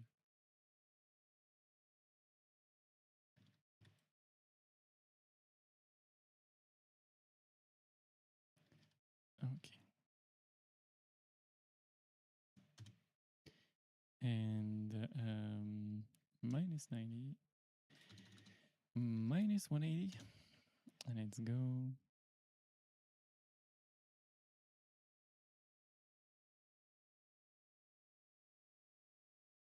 But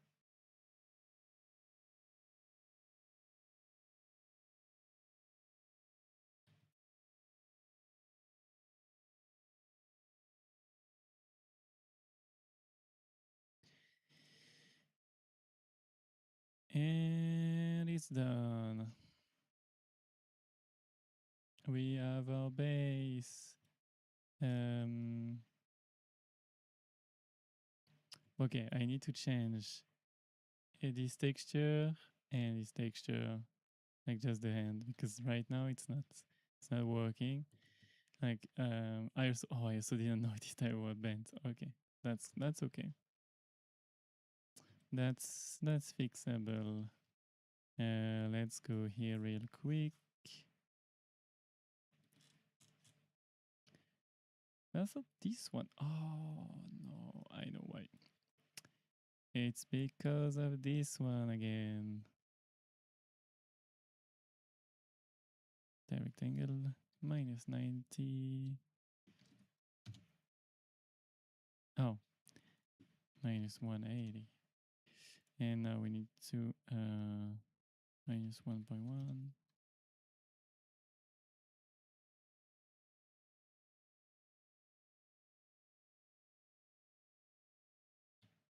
Okay, that's working. Now why is this one flat?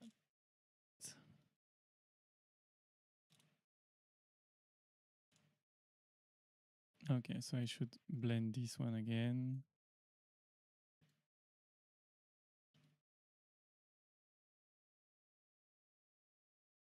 Subtract.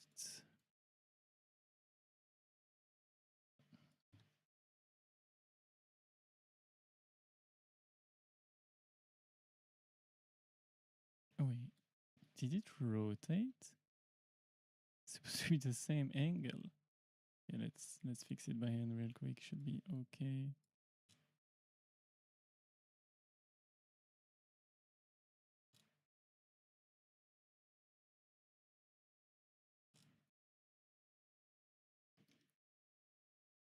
Okay, okay. Should be this one. Should be this one.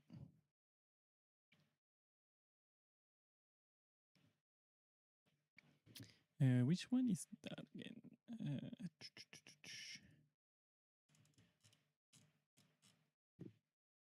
It's O2. Okay.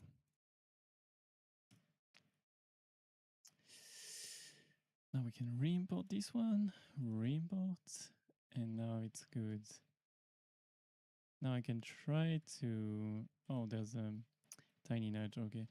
Now I can try to fit this one in this one, because here there's like spacing, but maybe it fits better like this.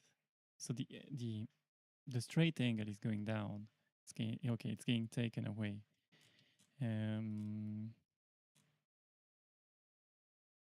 Up. No, let's use this one then.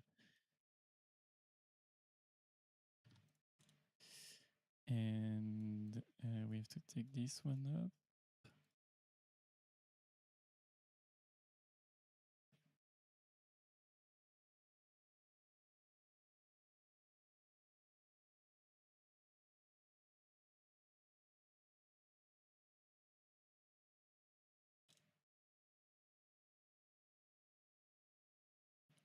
Wait, why is wait, what happened to the texture here? Why is it not straight anymore? Wait, that doesn't make sense. Oh, okay.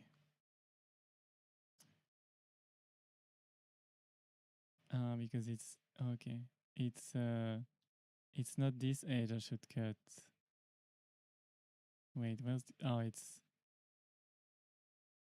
it's this edge I should cut on the side. Okay, I got it.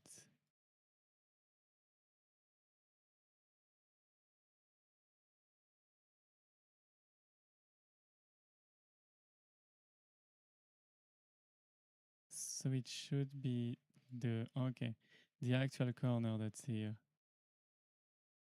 So the corner is that. So it's actually the side of this one that I should trim up. Okay. So okay, that makes total sense. But I don't have that size. Yeah. So now it should work. Thankfully. Yeah. Okay, that's good.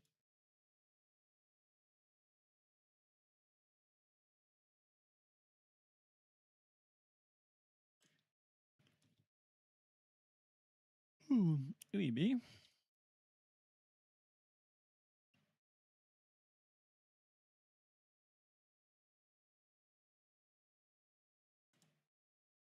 But now this one needs to trim this one here. Oh no, wait. Oh, it's this corner here.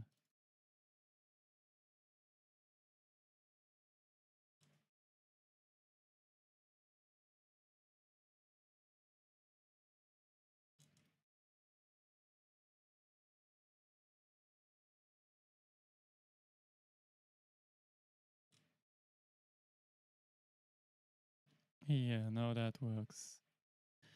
Okay, problem fixed. Um, Trade 01 should be this one. Report. Thankfully, they invented mirror. So I need to mirror from top to bottom. I think. And I didn't rescale the texture, so let's do that real quick.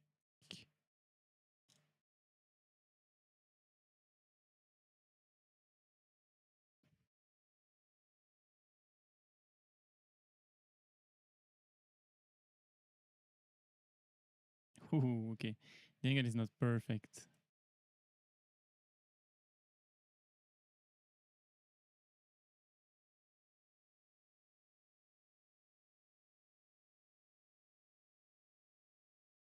Oh, okay. Pretty neat, actually.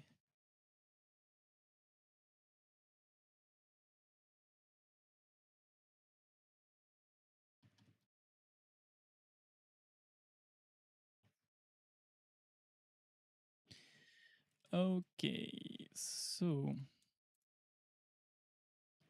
now the question is, how do we animate it? And that's our question. How is it working really in the game?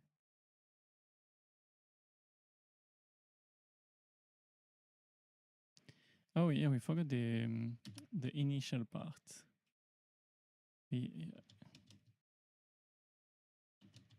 Okay, then it's just the train that goes up. It's just the same. Okay, 1, 2, 3, and then it's random, and it goes through the back. Okay. Okay, simple enough.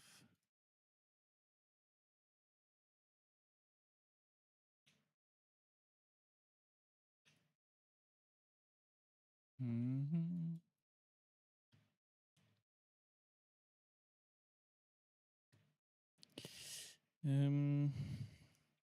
Should we build a blueprint for that?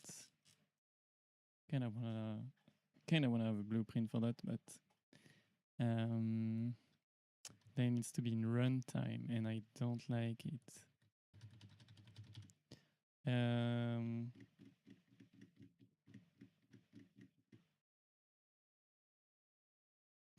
Let me think about a solution. Cyber rain base.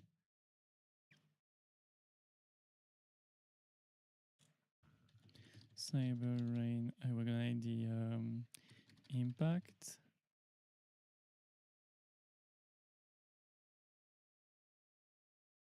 Okay, and then we're gonna need cyber rain foretelling.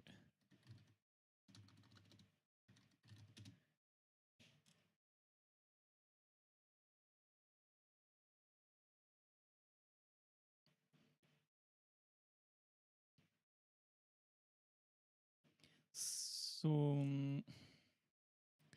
yeah, I can probably build a blueprint and say spawn effect goes down when it hits the ground, or even not. Like I can actually time it.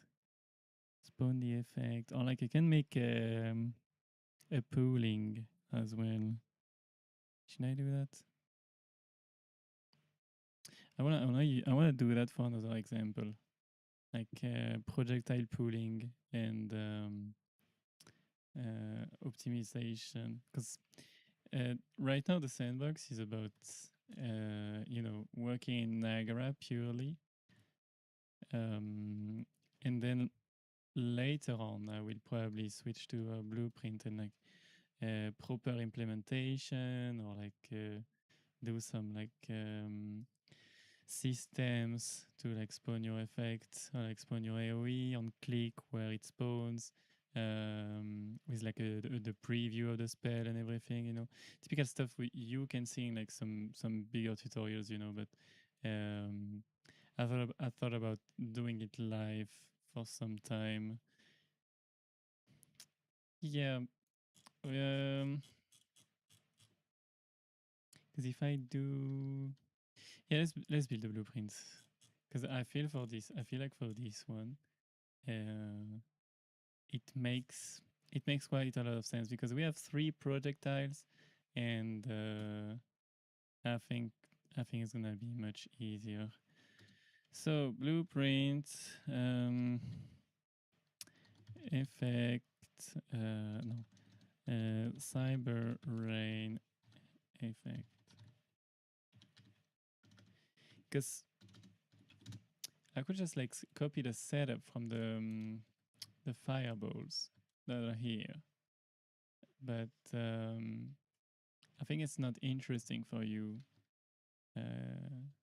Like you're not gonna learn much if I just copy this one up.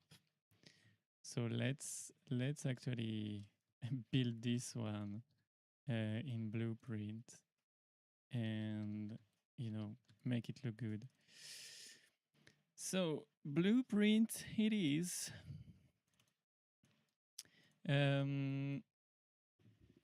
One thing I'm wondering,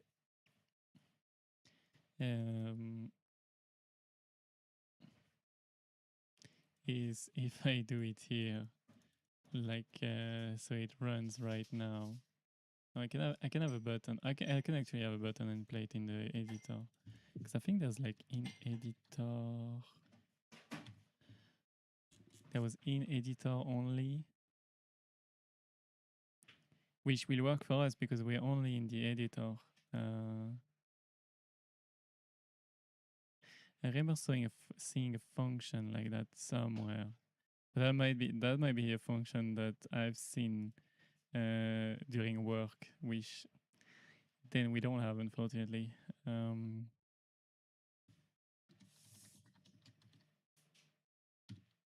No, okay. Let's build our variables. What we're gonna need is gonna help us. Usually, I build a list of variables I will need. So then, when you do your code, you know kind of what you need to use, what to call, and it's very helpful for you to like visualize what you're gonna interact with, and Like you're probably like it's helping yourself to just like build it up from like mind and set up your variables name, then pulling them on the code. I mean that's how I work, but maybe you have a different preference. So oh my god, the double click on rename, that doesn't work. We're gonna need a projectile count. We're gonna need projectile target.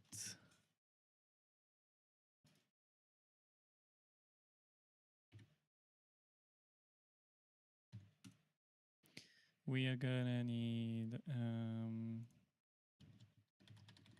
yeah, let's do position and like make it a vector. Expose projectile count in integer.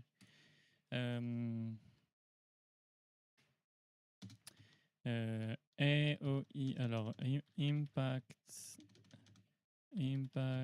location distance, and yeah, so we're gonna need to reference on Niagara effect. Projectile object and projectile impact and projectile foretelling. We can actually have the foretelling in the this one, but I think it's cleaner if you split them up. Because let's say you build a system where you need to have your sound and your effects and potentially the UI. You might want to build a system around it. Like, let's say you have like a spell container, like a spell blueprint, and you make like it's your base spell, and you want to make it as modular as possible. Then you would want to have these inputs. So then you can also have the impact type and the impact sound, for example, and I think that's pretty neat. You can also have the impact surface, for example, if you're building an FPS. You can also potentially change the AOE, so you have the same projectile but the AOE is bigger, or like it gets upgraded. Yeah, and then you need to access the parameters. I think that's pretty much better. So Niagara effect.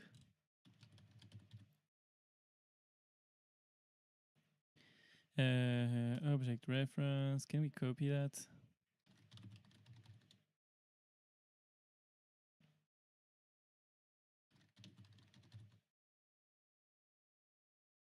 But isn't there like Niagara effect by itself? No, it's a notifier. Oh, well, it works with the notifier, I guess. Maybe I'm doing a mistake, but should work. Yeah, okay, that works. So we want to spawn Niagara at location with params. No, just want to spawn Niagara. I think spawn Niagara. System attached. Because we can actually have it on a plane that we bind a bone to. No, okay, no, that's fine. Because I had this idea of like having a plane, then attaching it to the plane. So then you spawn the plane, and then you spawn the blueprint on this plane. So you don't need to set the position. You just need to spawn this actor and spawn the actor on the actor location. Then that would make 100% sense. projectile target position. And then we want to do vector range. No, wait. We want to do a range. So from this point, you want to let me think real quick. Do we want to use a distance or do we want to use... No, I guess we're gonna do this. First, let's point it at the correct location. And we want to spawn the projectile. Okay, the foretailing, get projectile foretailing. First we... okay, then I was correct when I said... yeah, there was a Niagara system, and why didn't it show up? Like...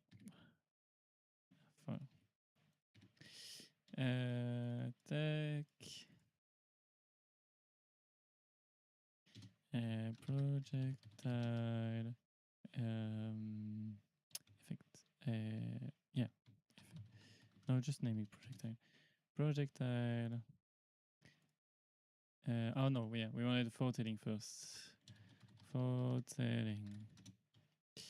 And now we want to do projectile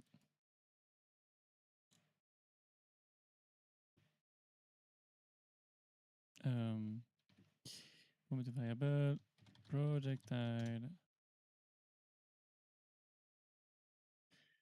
and we want to do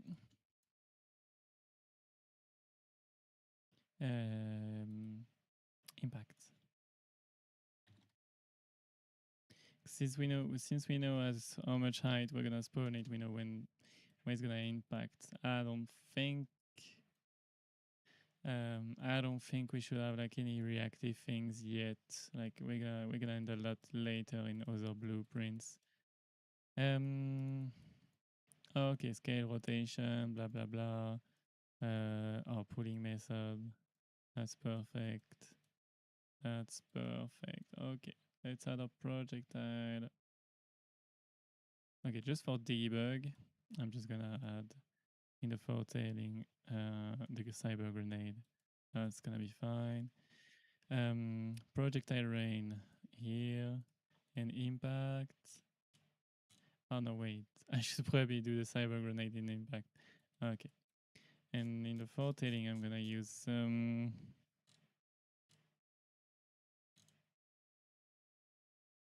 slashes maybe. Let's use the slashes as a debug.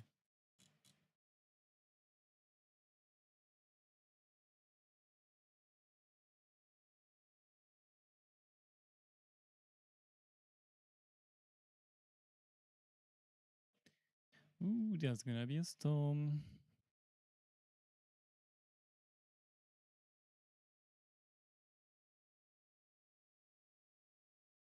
Yep. Okay. I was just reading the meteor. Okay. So now that we have that, projectile target position. Up.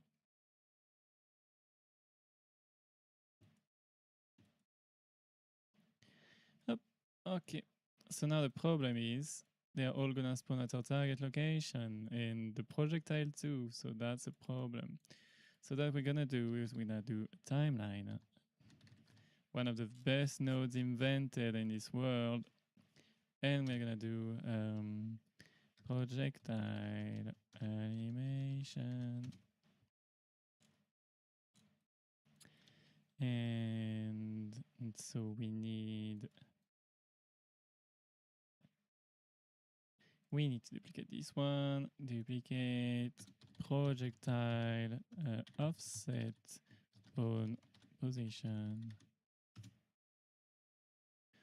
And we need to get, and now we're gonna do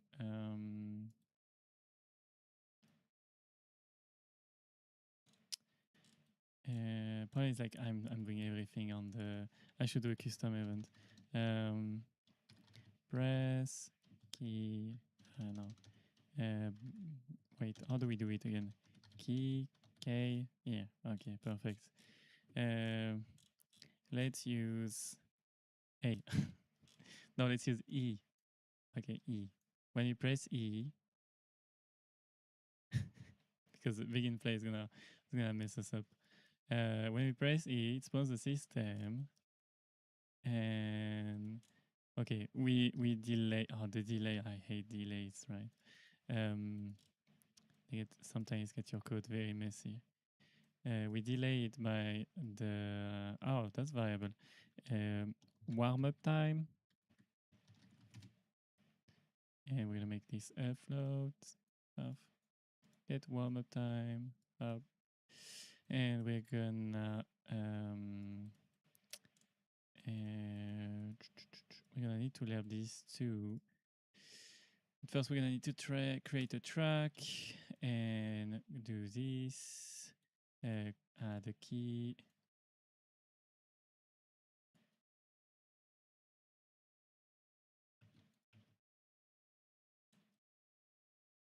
And this one to 0, 0. Let's do 1 second for the moment. Maybe we're gonna tweak it later. Tack. And now we're gonna play the animation right after. Let's not bypass steps. Play. Oh no, wait. Actually, we can do a sequence. So first we spawn this one and this one. Actually, play from start. This one, and then we will location transform and show exec update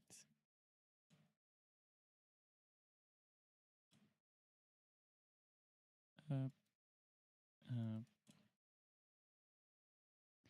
And now what we want to do is to lerp vector path. Oh, I forgot to name the track. Lerp position. What's wrong with my graph? Yeah, but of course I didn't plug anything. No, I think I just need to just plug this here. And projectile offset B. So that's gonna be the offset position, and then our target position. This one needs to be local, so I need to get, wait, is it absolute transform? I think it is. And update. No, wait. No. Oh my god. This one. This one. This one. Yeah, that's what I wanted. That's what I wanted. But this one is like, no, wait. I spawn. Okay, I'm like getting a stroke or something. I forgot that it's just spawn system and location. But it's not gonna update the position. Okay, I can actually try, but I know it's not gonna work. Up, play from start, because it needs to spawn like 15 times. No, it's like spawn system at location, and I think there's like, oh yeah, get Niagara system asset. No, there's something. Wait, what's the name of the node I was using before?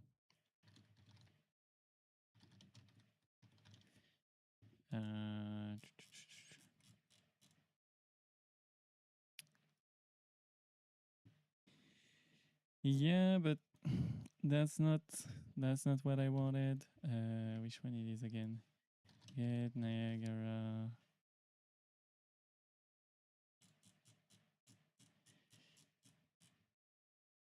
Oh no, it's like no transform.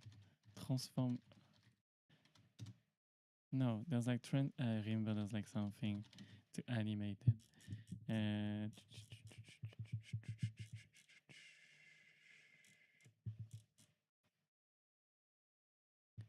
Set world transform. Set no.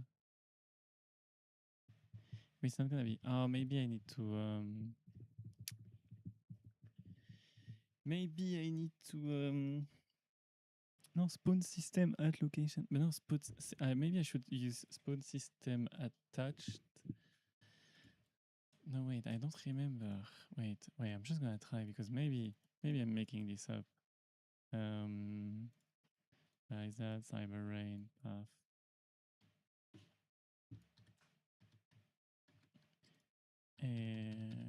Yeah, it's not working.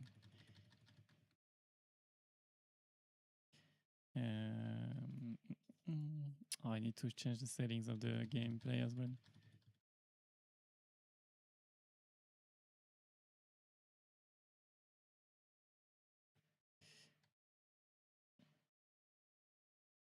Oh, but I need a controller and to build some stuff. Isn't there like another button? No, I can do begin play. Let's do begin play for the moment.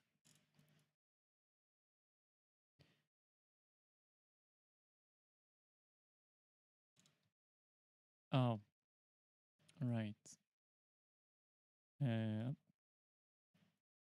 Get location. Get world location. For the moment, I'm just gonna do that. It's gonna be way easier if I do that. Get.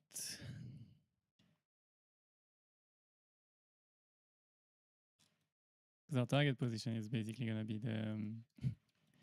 the actor, or like the blueprint position, basically. Let's just test out.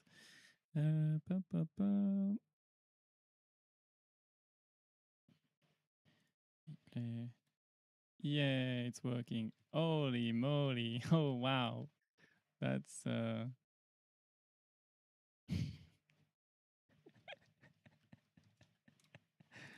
okay. That was funny.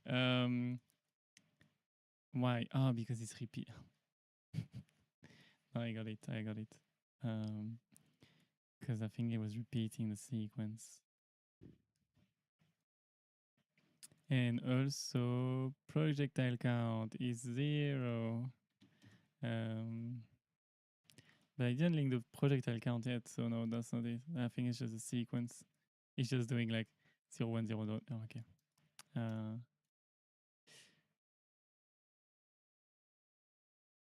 Oh, but that's... Oh, if I compile it... Okay, I didn't know about it.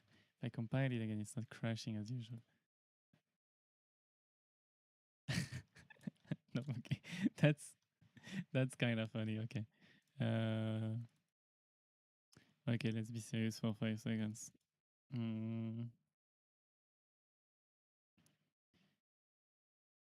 think if I remember...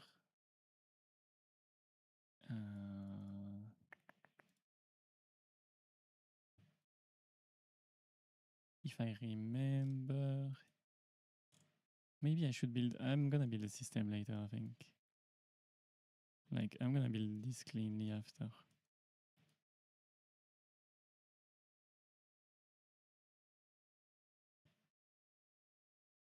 Yeah, let's focus on this one.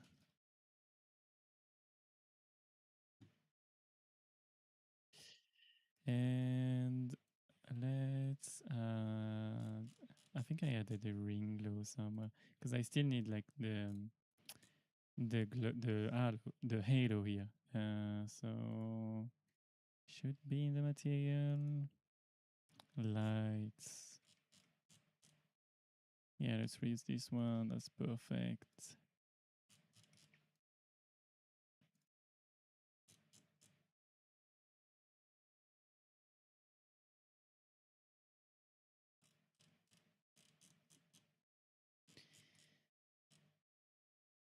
Didn't I added a red one?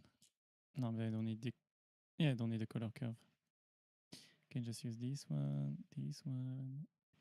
I'm gonna edit here, and we're done. Almost.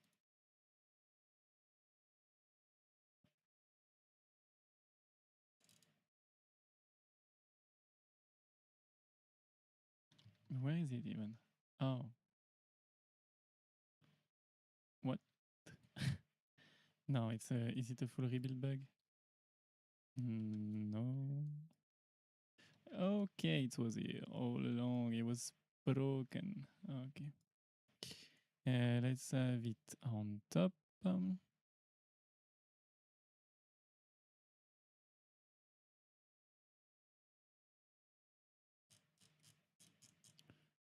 Wait. Oh, yeah. No, -1.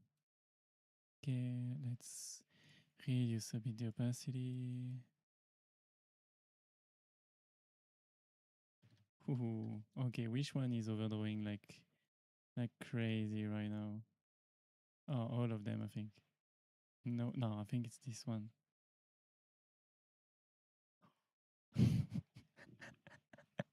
Okay. Okay, how to explode your overdrawing 101. Now we do have some cutout textures somewhere. But why is it? Oh, it's because I reduced the opacity. That's why. That's one. That one going to work. But I think there's better ones.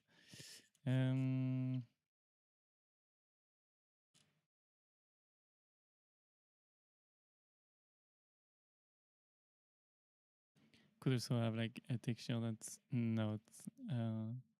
Because this one is pretty thin, right? No. Oh wait, it's because there's a power to it. That's why. I should reduce the power of it. Did I copy it? Yeah, I copied it, so I can just reduce the power. Where is that? Oh wow.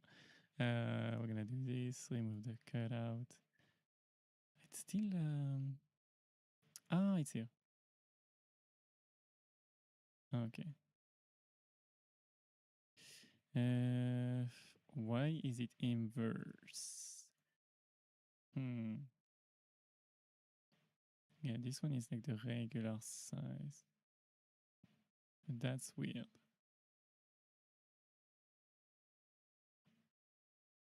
Nah, okay. Let's just use a cutout texture, and that's perfect. That's way that's way better already. Okay, let's do this.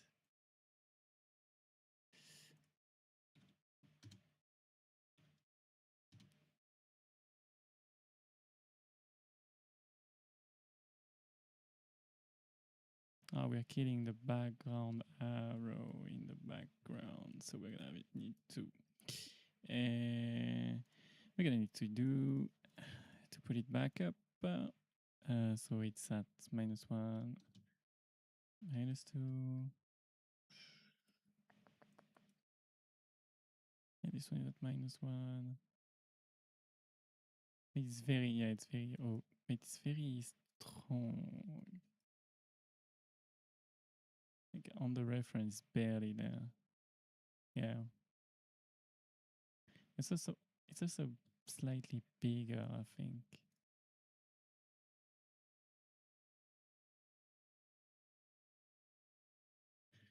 Yep. Yeah. We just need a contrast layer behind that line because I think that's what's messing up.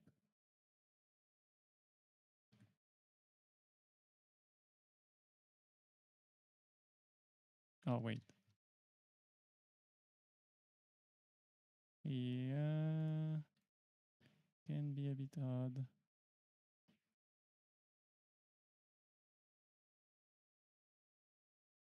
Yeah, I might switch it to a full ribbon actually. Now that I see. Nah, maybe not. Maybe not. Maybe it needs a fixed camera. Let me grab this one real quick. Just need a contrast layer also.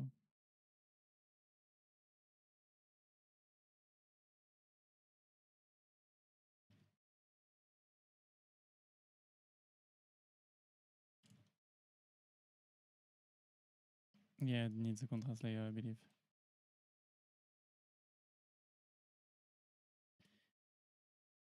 Okay, let's check our reference again. Let's build all the elements first. Is this one should be close? Oh no, it's here. Okay, so we have this rings with like these edges.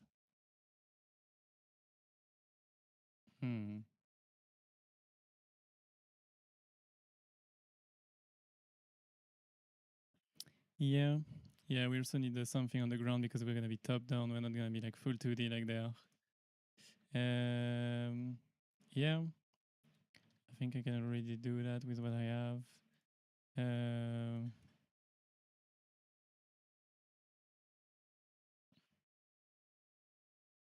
So for that, we're gonna use our first mesh. Like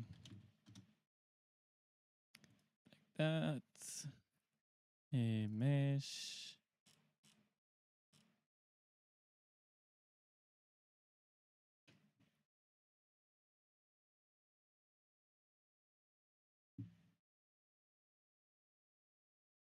Wait, what date are we? Sunday, yeah. Yeah, that's good. Now I was just checking something. I received an email. It was like, the 30, and then I'm like, what date are we again? 27. So it's fine. It's fine. I have until Tuesday.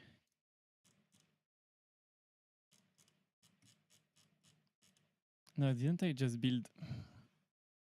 Sometimes when you do VFX, you think you have the mesh that you need, but actually, you always need a different meshes than the one that you have. You know, it's crazy. Like every time I have to make a cylinder, and I'm like, why? Why? After maybe 8 months on working on this project, I still don't have a cylinder in the project. That's crazy. No, but I have a cylinder inside. No? Yeah, yeah, there's the inverted one, but that's kind of the one we need. Now that I think about it.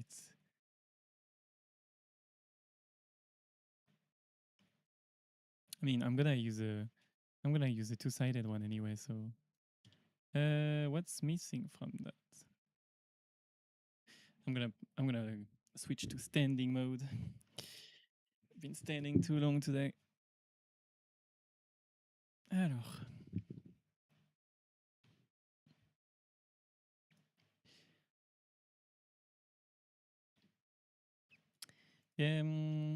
Okay, we do have this, we do have that. Where is it spawning right now?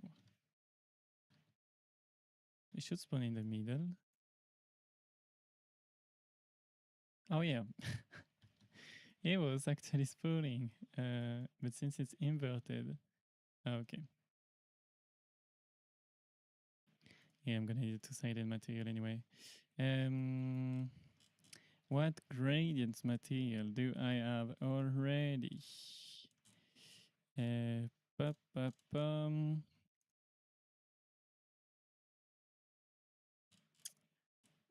this one. Maybe for the ice one? I think I had the blue gradient. Oh no. Generic? Nope. Fire maybe? Sometimes I'm surprised that I don't even know what's in my back. Wild? I don't have a simple gradient. No. Well, maybe in liquid. No, I don't have. I actually only have textured stuff. Zero gradient. No, maybe in lights. Lights I do have. Yeah.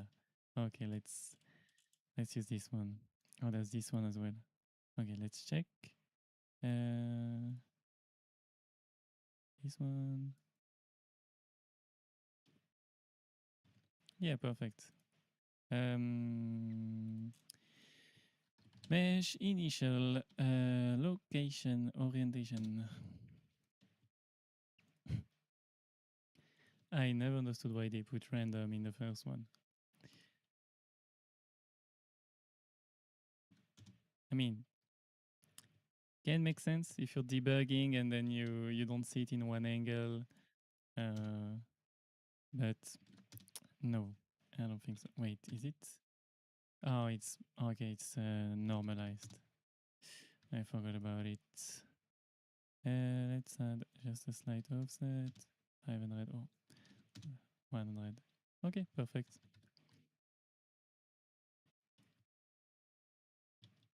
That's okay. Maybe I need to capture that as well in the PureRef. Okay, up. It's there in the PureRef. Oh, that was the impact as well. Maybe we're not there yet.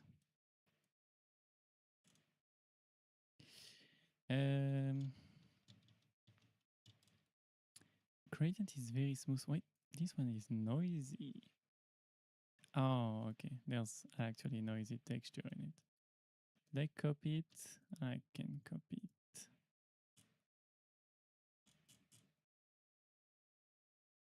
Cyber, it's here. Tac.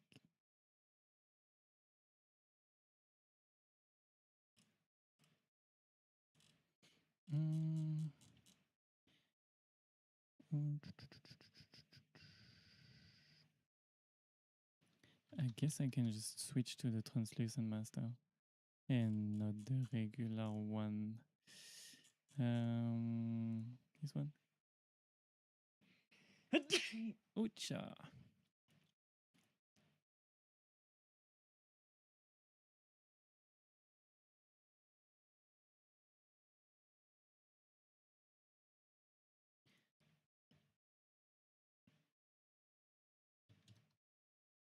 Okay. Yeah, from the top, if it's like that, yeah, I can actually offset. I can offset the faces, maybe. Nah.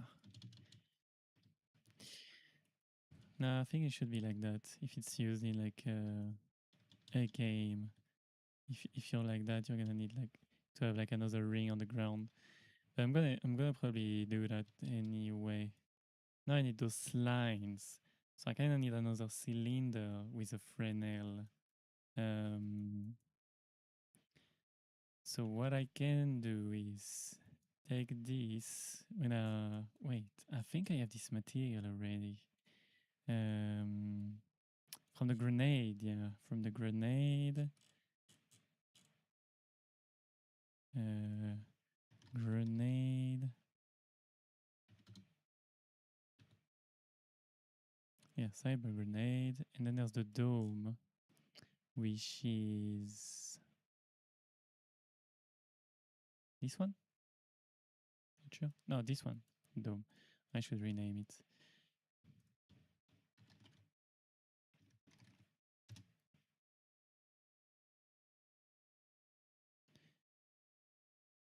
And now I go back to this one. And I do this one.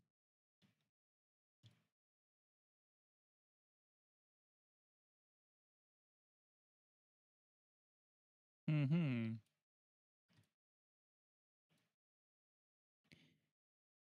Isn't that this one? I don't understand.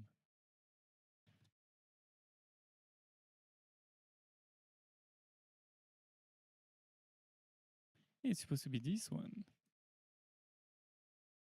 Oh, yeah, there's some... I forgot about it. I forgot that there's some wall space transform. Okay, let's fix that. Because I don't want probably to have this wall position. Yes. Oh, yeah, okay. Let's do material instance. Aim, cylinder, cyber, projectile, foretelling, foreletting, foretelling, O1. Pop. And let's have a lower world space. And now we can add this one here. Okay.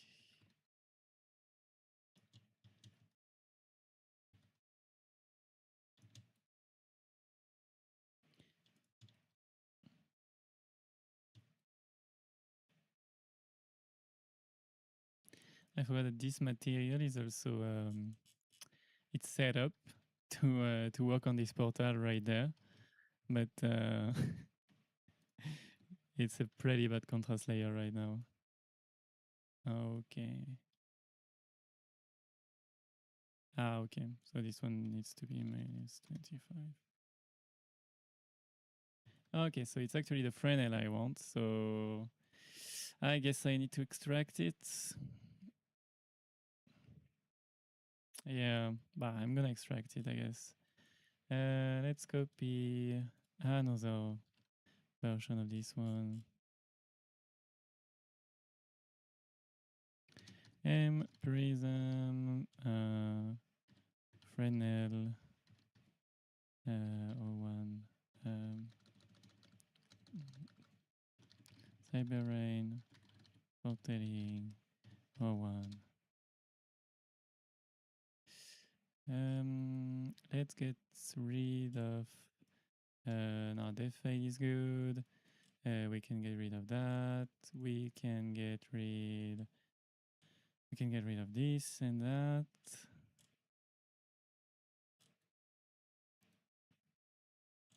Maybe not. No, we can definitely get rid of that. We can get rid of this. Oh yeah, it's the prism stuff. I don't need that.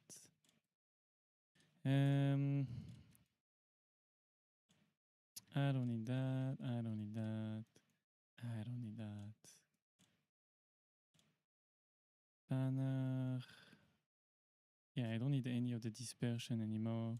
I just basically need only the Fresnel. So yeah, Fresnel needs.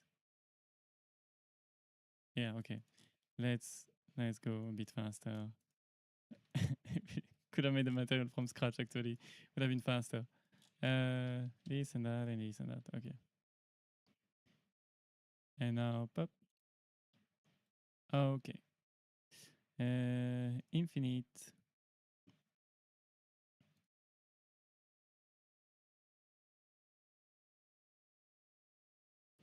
Multiply by 0.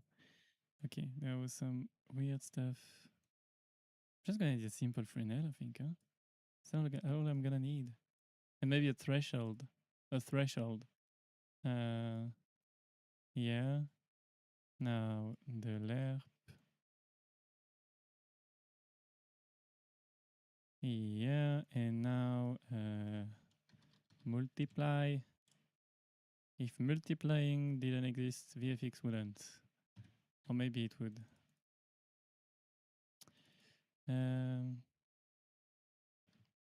Yeah, perfect. And now could have I feel like I could have built it with like a sprite, Like I have like one side here, and then you just rotate it. So basically you don't have to call a cylinder. But that's a lot more work. And you probably don't get this depth gradient as well. We're gonna need a small particle color quickly. Yep.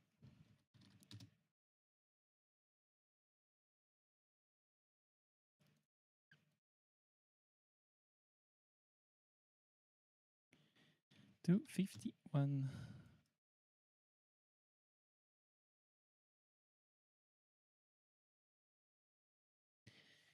Okay, now we good. We create, we put this distance here, and now it should be good. Here, and then now should be red. Red, but pinkish white, like this. Perfect. And now it should be at 0.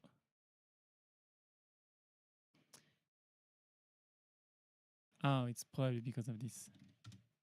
Yeah. And now it should be at 150. Copy, paste.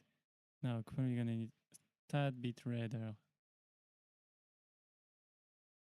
Just a tad bit. 5. Okay, no. Because we need a ground connection, right? You know, I think this kind of stuff serves like these two rings. They serve as like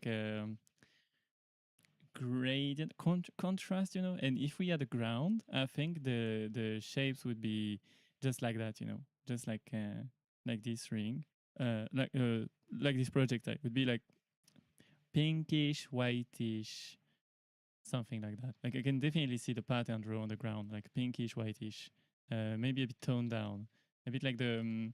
Maybe I'm gonna reuse the one from the grenade here. Yeah, like this pattern on the ground that's here. I'm probably gonna reuse this one where it's this one. Yeah, let's reuse this one for the moment and take a look at it. So we don't need this. I hate that. So I clearly no. No. I thought I selected it. I clearly selected the render. I deleted the whole thing. Anything weird? There's a delay. There's a delay.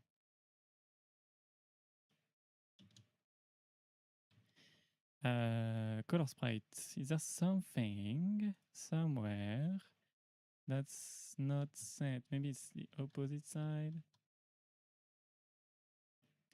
Can you show it to me?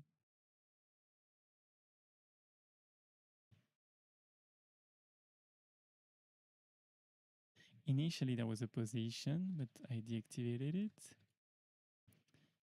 Full rebuild. Sometimes that works magically. Okay. I see now. Oh, my bad. Okay, so now I can just like up. That's it. There we go.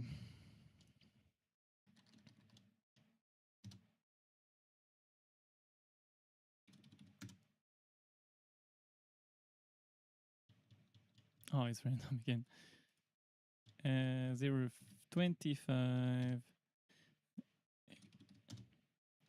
Let's put 0.25. 25 in his face. And let's grow. Let's grow this ring. Okay. Then let's move it. What? No, don't tell me. Don't tell me it's not centered. It's. Oh my god. Oh wait, is it perspective or something? No, it is centered, right? No, it's the. Oh, it's the. Is it the perspective or something? Yeah, I think so. Sure. Wait, let's check. 10 minus 50 minus 40 minus 150. Is it on the ground then? Okay. Minus 300. But. Oh. Wait.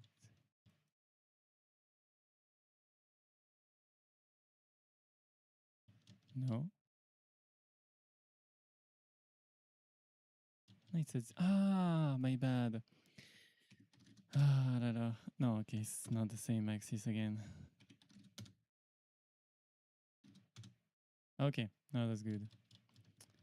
Probably not a good pattern right now, but adjustable.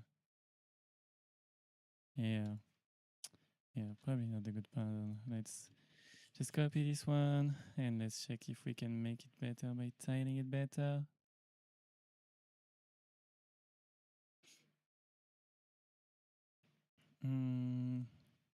Self-infinite. Let's not scale the color yet.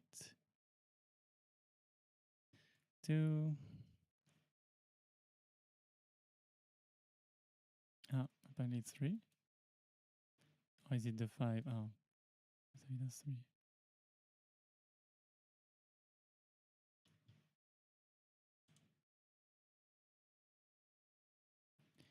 3.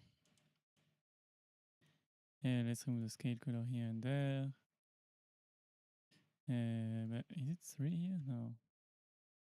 Let's put 3 here too. Now we need the copy to go here.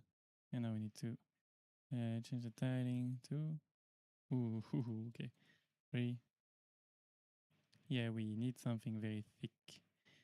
We need something way thicker than that. Oh, wait. Yeah, we have something here. Wait a second. The magic. Yeah, kind of magic how it works right now. 2? 2.1? Okay, yeah, we're gonna need way thicker patterns, I think. Just like the one we're using here, basically. But I think it works quite well already. I think I've seen a VFX on ArtStation that looked a bit similar. Like if I do this, wrong axis again. If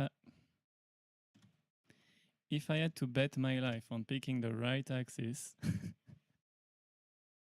for like the orientation of a mesh in Niagara, I would die every time.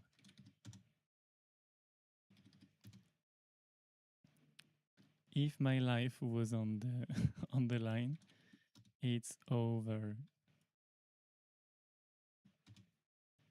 No, it's because I need to use this. And then now it's correct.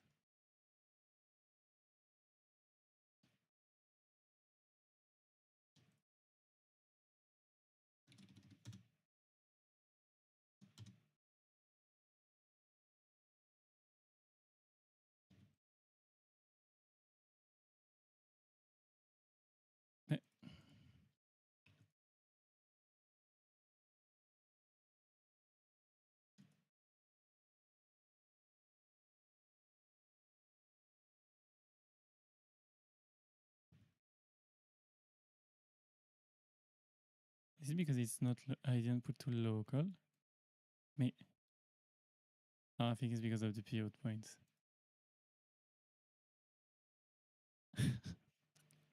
I'm getting crazy with this rotation. Wait. I think I just need to reset it and redo it. Something that unlocks my brain. Now we need it to face.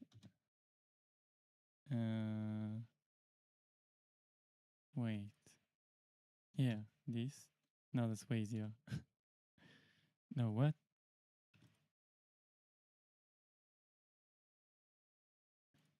No, wait, is this maybe?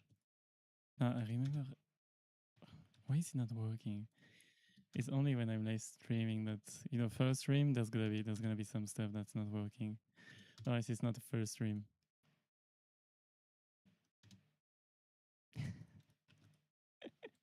I'm getting crazy, I think, with that. System, rotation. 0.25 is spinning it like that, right? So if I spin it like that. Wait, is there like anything? Oh, maybe I should do this instead. Like, get the correct one here and then update it and do this. Oh, this. Yeah. Yeah, way better. 0.15. And now we do the same here. Path. Yeah. And then I think in the time, just like here, we can do. I thought the time was exposed because now what I wanted to do is like add some offset initial. But I can do this. Yeah. Done. Call it a day. Let's cheat a bit, why make our life hard when we have these parameters exposed? Okay. Now we got this. We got this. Wait, didn't I? Ah.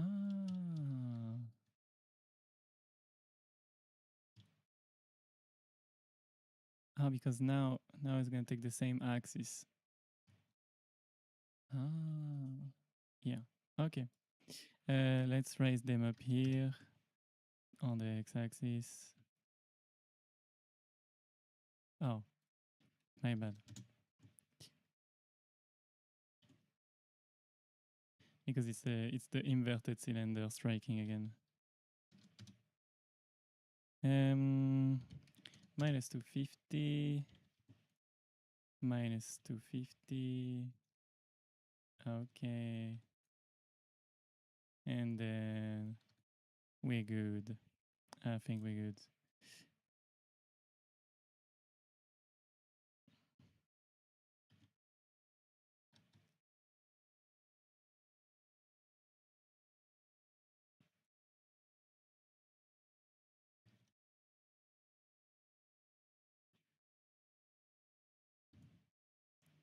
Yeah, like what we can do is basically use this big ring and do like warning sign, warning sign, warning sign, bam, bam, bam. You know, like if you get what I mean. And what's can be very fun is, I think I'm gonna build a blueprint uh, outside of like the outside the stream, but honestly, I think I have an idea where we can do how many projectiles in a row or in an area. I can build an entire system like that, because I think like if I just build a blueprint for just this one, it's gonna just work for this one and that's it. Or like work for this one and variations. But if I do a better system, like we do like an array where there's like we can have multiple projectiles in an area, like an airy rain, like we want to do or we did with the fire rain. We can do an array where we can have, okay, how many projectile in chains do you want? How many, like I think I've seen someone in like their tutorial, they did like something like that, and then like it gets crazy, I kind of like that. So maybe I'm gonna do that, because I think that can be really fun if you have access to that in the sandbox.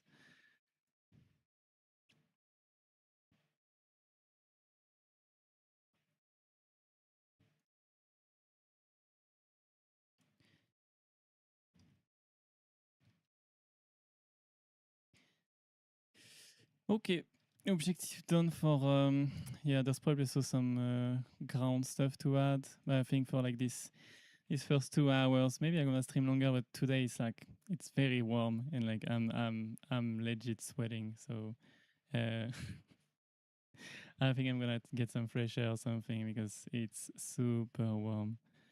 Yeah, I think it's warmer. It's warmer inside because of the computer than outside right now.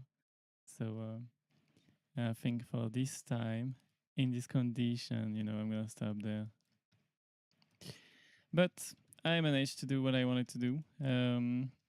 Maybe I'm just gonna walk through just to end it, just to not like leave it you like that, because I didn't actually quite finish the VFX yet. Some more stuff on the cyber, like here there's like shader based glitch. There's no textures in it, it's just math. So it's free, I guess, in some terms. It's not actually free, but like you can just plug it somewhere and then it works. I just inspired myself from like Marathon and like tried to get like these glitchy pixels, static noises, and these bands, and then you can control like the band, the square, and the small squares, and same from here. You can just like do that. So it's very very neat. maybe to finish quickly, I can do this one really quickly. Yeah, I can actually make this one really quickly. Wait, where is it?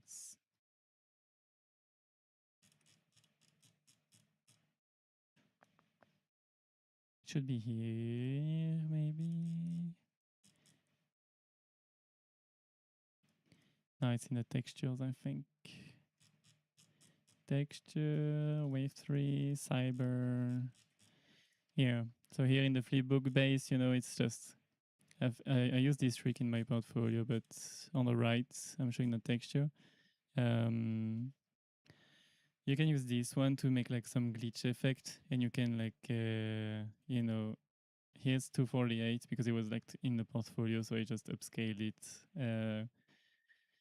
But you can have like you know, the animation being played on 16 frames, and you can just like randomize on like each flipbook cell.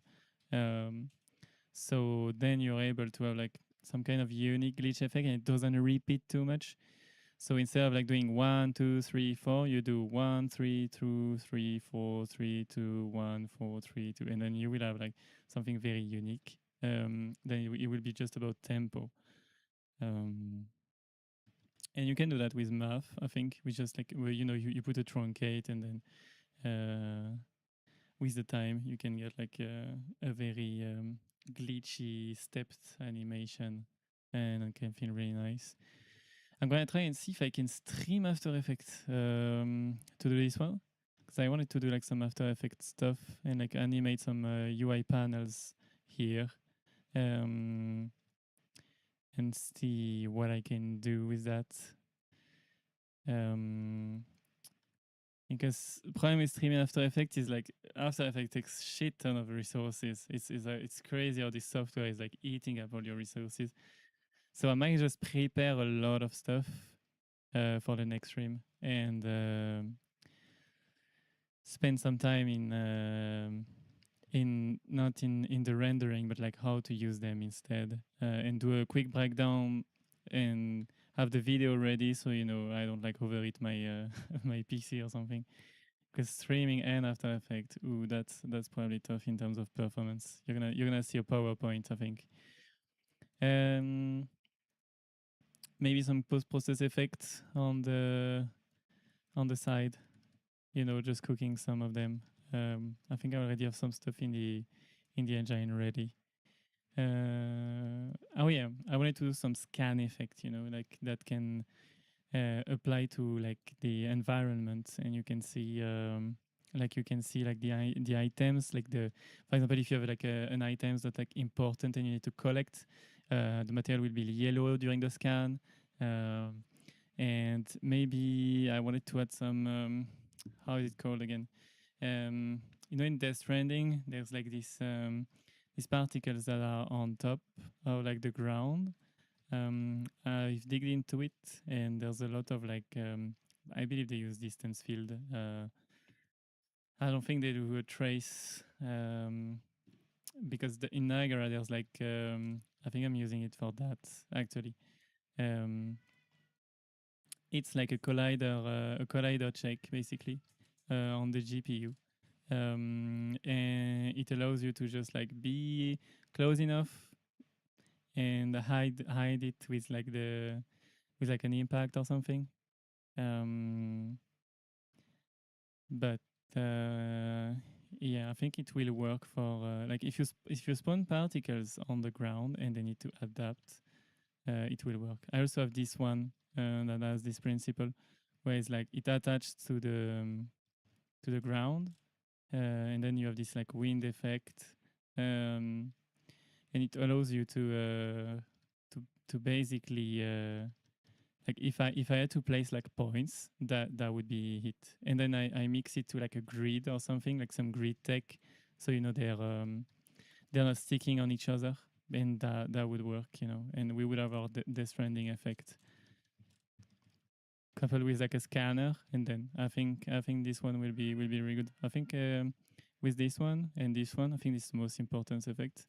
This one is like just to have a slash because since the beginning there's no slashes. Maybe later I'll add more content. There's some ink effect as well. When I say ink, it's not necessarily Chinese ink or like inky stuff. You know, it can be comic style. So there's probably gonna be a bunch of those, bunch of like spray paint, wild style maybe. I have a bunch of textures already. I haven't spent a lot of time animating them, but probably next early. I plan like maybe around the 10th. I probably do. I should be working on that, and I probably do a stream. Um, Maybe I'm gonna do another stream before that to show like the system I built. And then we have ground effects. I recently worked on like for those who see my blogs, because our station blogs is kind of dead, to be honest. I spent like sometimes doing like some parallax occlusion mapping, and there's this like ARCSM textures that allows you to do POM slightly cheaper and a bit better with less steps. And I wanted to do like more ground effects in this regard. So that's also on the menu. I wanted to do this one here. If people have seen Golden Sun or like have played Golden Sun, I'm probably gonna try to redo this effect. But yeah, that's it for this. That's it for this first stream. I'm gonna get some fresh air and some cool water to chill. Hope you enjoyed. And for those who are in the replay, don't hesitate to ask me questions. I can answer them next live.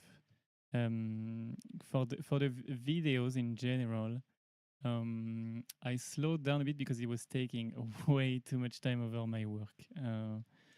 So I just like slowed it down.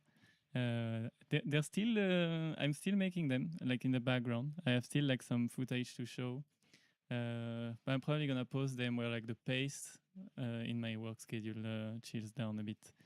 So, you know, I can just make like things clean and not like rush stuff. Have a nice rest of the weekend. Enjoy the summer heat, or like enjoy summer hell if it's like too hot in your country right now. And have a nice one. See ya.